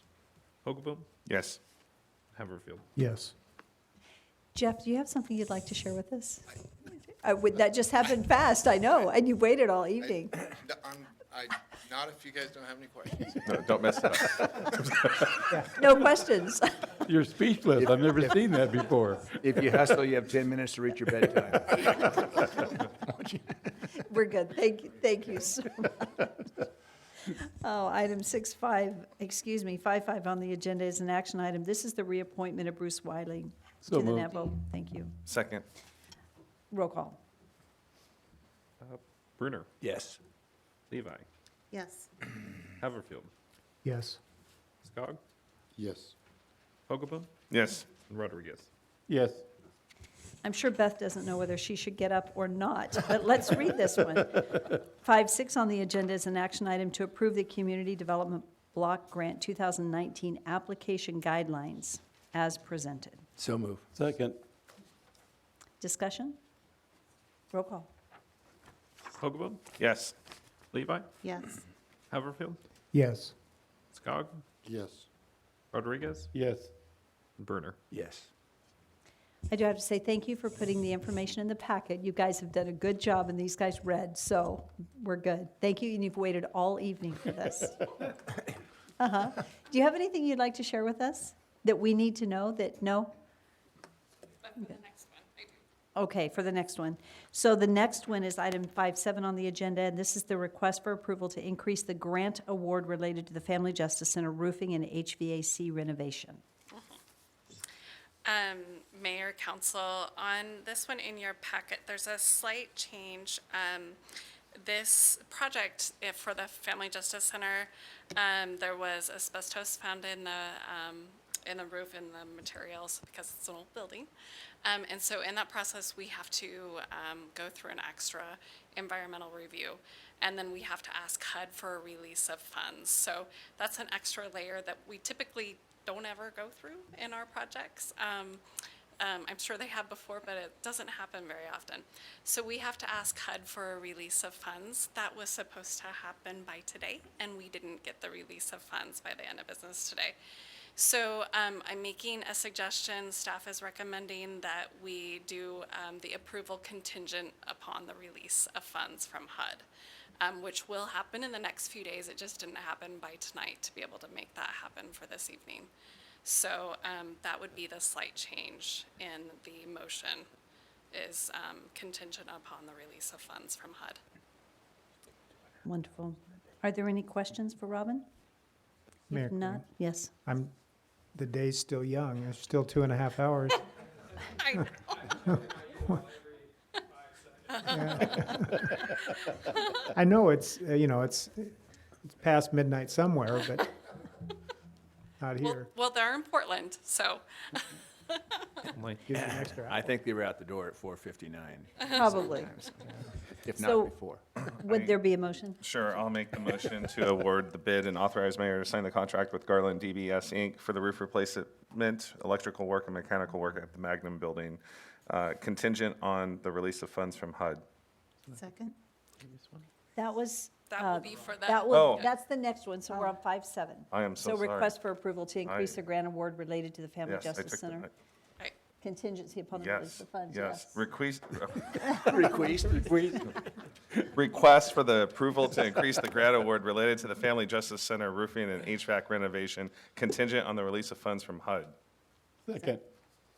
Okay, it's been moved and seconded. Are there any questions? It needs more water. I tried, but. Okay, roll call. Rodriguez? Yes. Brunner? Yes. Haverfield? Yes. Skog? Yes. Levi? Yes. Hoagland? Yes. Now for 5.8 on the agenda. This is an action item to award the bid and authorize the mayor to sign the contract with Garland DBS Inc. for the roof replacement, electrical work, and mechanical work at the Magnum Building. The project is funded or will be based on the release by CDBG funds. So moved. Second. With contingency? With contingency, Can- right. Yes, funded by, yes. So, question. That wasn't outlined in this. Yeah. Well, it isn't, it's funded by CDBG, but basically we just approved the. Based on the receipt of CBDG funding. Correct. Right. So this, I think, could go through just as it is. That's my thought. Yeah, I don't think there's any change needed on this one. Would that be correct? It has to have the contingency on it. So this one's going to be that the project is funded based on the contingency of release of funds by CDBG, is how we're going to word this one. Okay, that's my Okay. motion. That's your motion. I'll second it. That's Smarter than me. You just Just have to say read that's my between my Yeah. lines. Thank you. So it's been moved and seconded. Are there any questions? Brian, thank you for coming tonight and waiting all this time for this. And we're ready for roll call. Brunner? Yes. Hoagland? Yes. Levi? Yes. Skog? Yes. Rodriguez? Yes. And Haverfield? Yes. Item 5.9 on the agenda is to award the bid and authorize the mayor to sign the contract with TRV Inc. for the replacement of the City Hall chiller. So moved. Second. A question on that one, Mayor. So the chill, I know this is discussion several months ago on this. So the chiller is, its time is up, or it's not functioning properly, or what's the status, I guess, is what I'm asking. I didn't see. It's more than reached its end of life. The expenses we've had in the last 3 or 4 years, we've put a lot of money into it. The life cycle on this is about 5 years past being replaced, actually. We've been able to extend it a lot longer than normal. So maintenance costs are continuing to increase, Maintenance is what? costs are getting higher, and it's just the chiller itself is wearing out. It's not just the electrical components Okay. or things like that. Thanks. Any further questions? Roll call. Brunner, Yes. Levi, Yes. Haverfield, Yes. Skog, Yes. Hogaboom, Yes. and Rodriguez. Yes. 510 is an action item. This is the resolution of intent to create the LID, which is Exhibit B, and authorization to hold a public hearing on April 1st, 2019 for consideration of city's intent to create utility LID 163. So moved. Second. Discussion? Roll call? Rodriguez, Yes. Brunner, Yes. Hogaboom, Yes. Skog, Yes. Levi, Yes. Haverfield. Yes. 511 on the agenda is the discussion regarding the service line agreement that was in your packet. I'd be happy to answer any questions. I think we talked about that ever so briefly a couple of months ago. I wanted to bring it back before the council. I'd be happy to go through what was in your packet and answer any questions. This is where the city actually would recommend and promote and educate our citizens about the service line agreement. We have had a number of complaints come into our office of people that did not understand that their water line and their sewer line was their responsibility from the street into their home. This is a company that has been well vetted by the National League of Cities and actually provides a program with the National League of Cities to come into the community and provide this service line for citizens. It's not only the exterior, but also available on the interior. It is not mandatory. It does nothing more than it helps educate and then provides them the opportunity to take out the insurance. As noted in your packet, the insurance is about $7 a month on one of them. I can't remember off the top of my head. And then about the same on the other. They actually even provide an in-house plumbing insurance if someone so chooses. There's no obligation on our part. It is a 3-year agreement. The only thing that we would be authorizing is that they would be reflecting the partnership by using our logo with their logo in the mailings that they would send out to the citizens. Those mailings would be included in our billing, and it would be an opportunity to educate. But again, there's no obligation on the part of the city. Mayor? Yes. I'm just wondering, as far as the education piece, it reminds me of the discussion that we had regarding sidewalks. And could we not just put something like in the bill and/or when people sign up for the service that they understand about who owns and who's responsible for what? Well, they will do it as part of the service line warranty program. There'll be an education component. We can opt not to recommend, but what we have had, we've had different companies in the community, and you don't know if they're reputable, not reputable. One thing about this is it's a reputable company, and they use local contractors, even though this company is not local. They use local contractors and they vet them to where they're reputable. And so you know that it's a reputable company that you're aligning with. The other thing that comes to my mind is I don't mind having that information available if someone were to call in, but of course then that's usually after the fact. So I do like the idea that we're educating them ahead of time. But by having our logo paired with theirs, are we now favoring a company as a city over another? Well, it's not a lot different than Republic Services has they have the contract to provide trash services in our city. We do have a rebate that comes from them. This would also provide the same. That rebate would be used, it's 50 cents per, I think, customer. That would be could be used in 2 different ways. To pay our NLC dues, National League of City dues on an annual basis, up to $6,000 something. Dues are actually, I think, $9. The other thing that it can be used for is actually to put money in a fund to help offset citizens that cannot afford their utilities. And that's another great use of those funds, because we currently have a mechanism, but we don't have any money in it. We don't have any way to offset. Right now, our senior discount's $1 for water, which is not very much. So there's some positives. It's certainly not something we have to do. I just wanted to provide response to this company so that they know if we're going to or not going to. Thank you. I have no problem if it's just letting people know that they can buy insurance. I think that there've been a couple unfortunate incidents where it was a rude awakening for the homeowner who thought, I think it was probably the city's responsibility. And I don't know if this is offered by homeowners insurance, the water line. So it seems like it's a unique service that's specific to this entity. So I have the same concerns about maybe promoting just one company over another, but if all they're doing is letting people know that they're responsible and have the option of buying the insurance, I'm fine with this, but that's just me. Is that a motion? Madam Mayor, fellow council members, this is our grant of license is to let them use our city's name and logo on the letterhead, bills, and marketing materials to be sent to residential property owners. I'm uncomfortable with that. We're to protect our city seal and our city logo, because that's the clerk's job. She's specifically charged with that. I'd like to look into this a little bit more, not saying yes or no today. I just haven't had time to look at this. I will say that we review any materials that go out the door.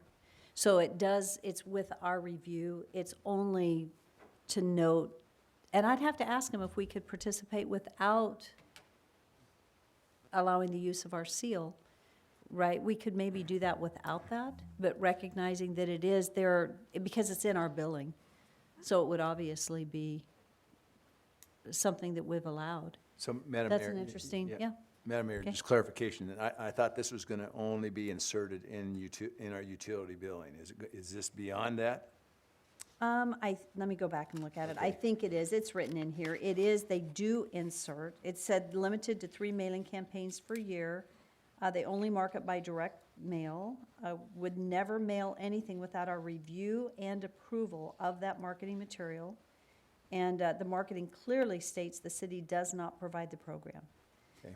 And this is just my opinion, I would probably not vote for this unless it's just included in our own utility mailing where the citizens know it's coming from the city. Okay, so no separate mailings. but That they would be include it in my our- recommendation if I was going to vote for this, yeah. Okay, and I think I'm hearing Bruce say no logo. But do you want to, are you suggesting we hold on it and not move and do further For me, research? I'd like to just hold it a little bit longer and look at it. Okay. Take some time myself to look into it. And actually, that doesn't really require a vote, it's just a, hey, let's hold on it and we'll look at it and give some consideration and we'll bring it back when you're ready. Uh-huh, yes? Mayor, is this water and sewer lines? Yes. Okay. Maybe I've just had bad luck, but I've had 3 properties where I've had to replace sewer lines in the older part of town where, they've just collapsed over time. I'm not sure that I still would have bought insurance to cover it, as a concern, but perhaps in retrospect, maybe I would have thought differently. So it's something to consider. I just, like Councilman Skog, I just have a concern about our logo being used without our knowledge on publications or statements being made without our being able to make sure and watch out for what's being said and we're being involved with and the liability that might be associated with it. And Madam Mayor and Councilman Haverfield, I guess my suggestion, if it's just done in our own internal utility billing, then there's no need for them to have our logo or whatever on the information that's included in that, at least in my opinion. Yeah, Okay. makes sense. I'll certainly follow up and ask that question if it could be limited, not used, and then we can follow up at a later time. Does that sound good? Awesome. Okay, so I believe this is the last item on our agenda. Let me flip through. Excuse me, we have one more. Thank you. It's 7 more. unfinished business. Let's go find it. You want to utilize our 30 minutes at least, right? Beth, I am so sorry. It's a good thing you jumped up. So this, excuse me? Go ahead. Okay, so item number 7 on the agenda is an action item. This is a resolution for parking management policy adoption for downtown Nampa, and this has been reviewed and approved by legal counsel. And Mayor and Council, in your packet is a resolution that legal drafted in reference to the staff report to formalize the parking policy. And we explicitly stated from our February meeting in the direction of council at that time where the 4-hour time limit would change, that it would not change any of the current unregulated parking that exists on 15th and 4th Street, specifically in the downtown district. So with that, I'll take any questions. Yeah, I have a question, and maybe the last map, I didn't look at the last map, but I remember that there was some areas that were unspecified as far as what isn't restricted, that would be restricted, and what's 2 moving to 4. If this current map, I just have some concerns, especially when there's a little bit of cost involved, $7,500 more. I don't like fines, parking tickets as a perverse incentive to fund budget obligations, but that is a hard cost that we would need to find money for.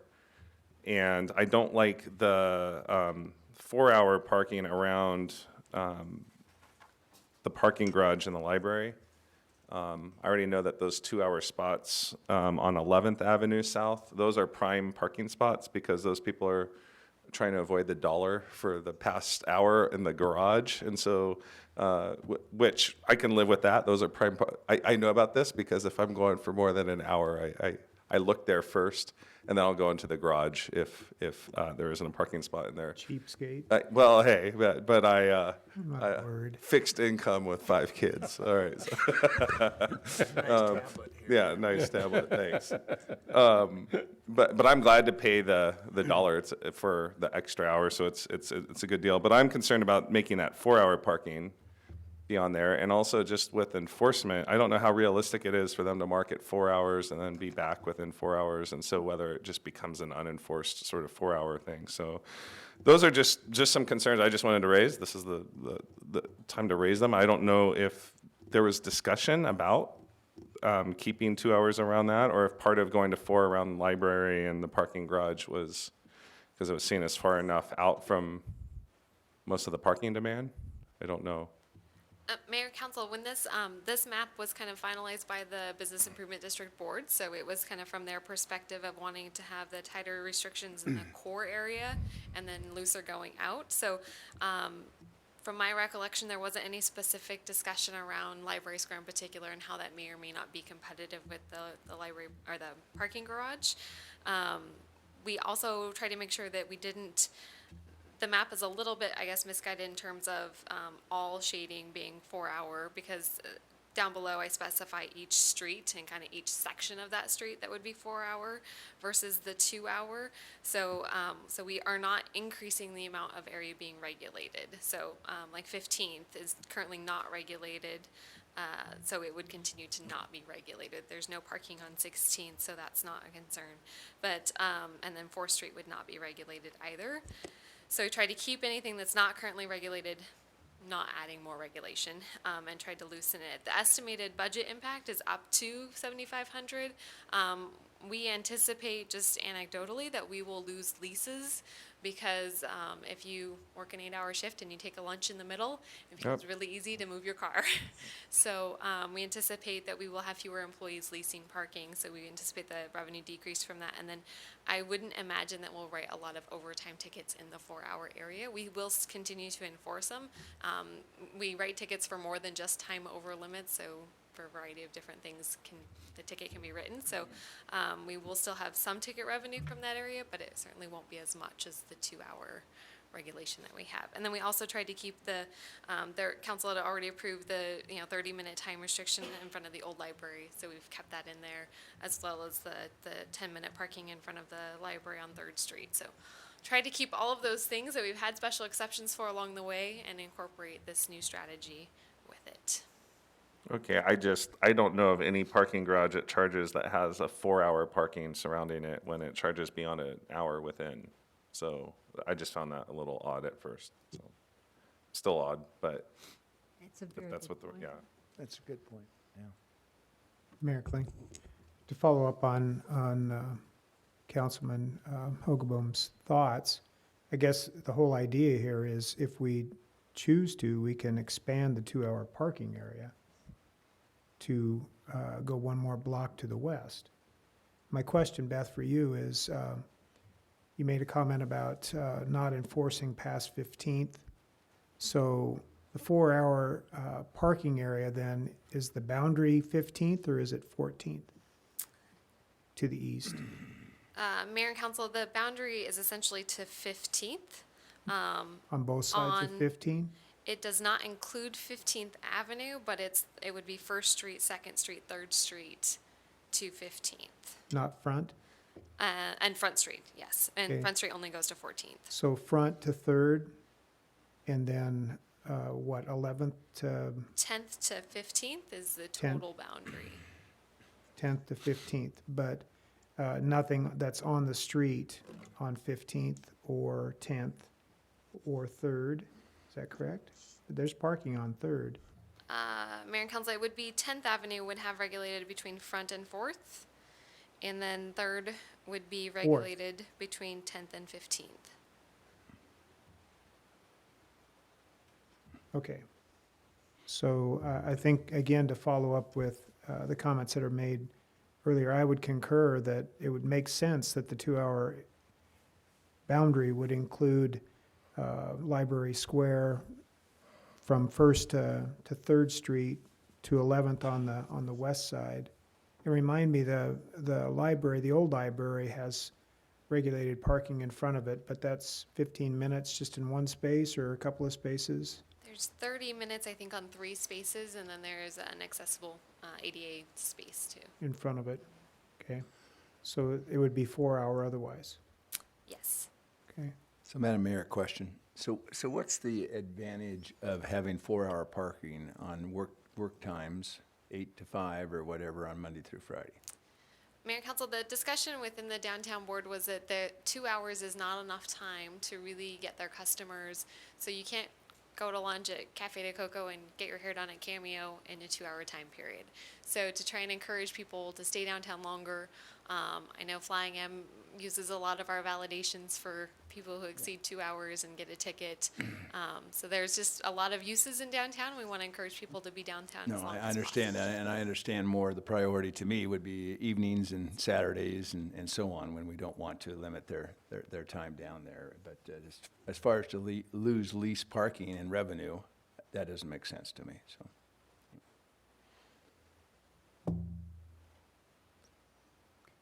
I didn't follow that. You didn't follow that?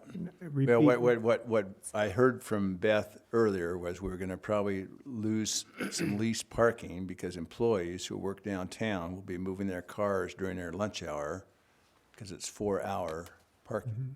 So they will not have to lease spots anymore.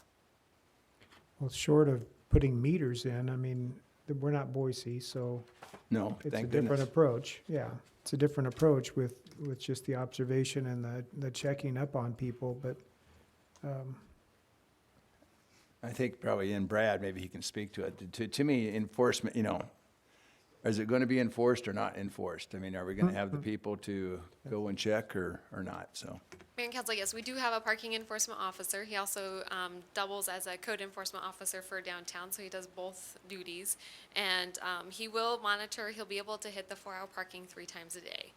So if somebody parks there at 8 a.m. and is still there at 1 o'clock, they'll get a ticket. Or at 12:05. 12:05, depending on how lucky you are. Fellow council members, Madam Mayor, we already approved this in general concept with the understanding there would be that possible reduction in that amount. Beth told us that. So we can come back and tweak it later, but I move that we approve this as presented. I'll second that. Any further discussion? Roll call. Bruner? No. Hoaglebaum? Yes. Levi?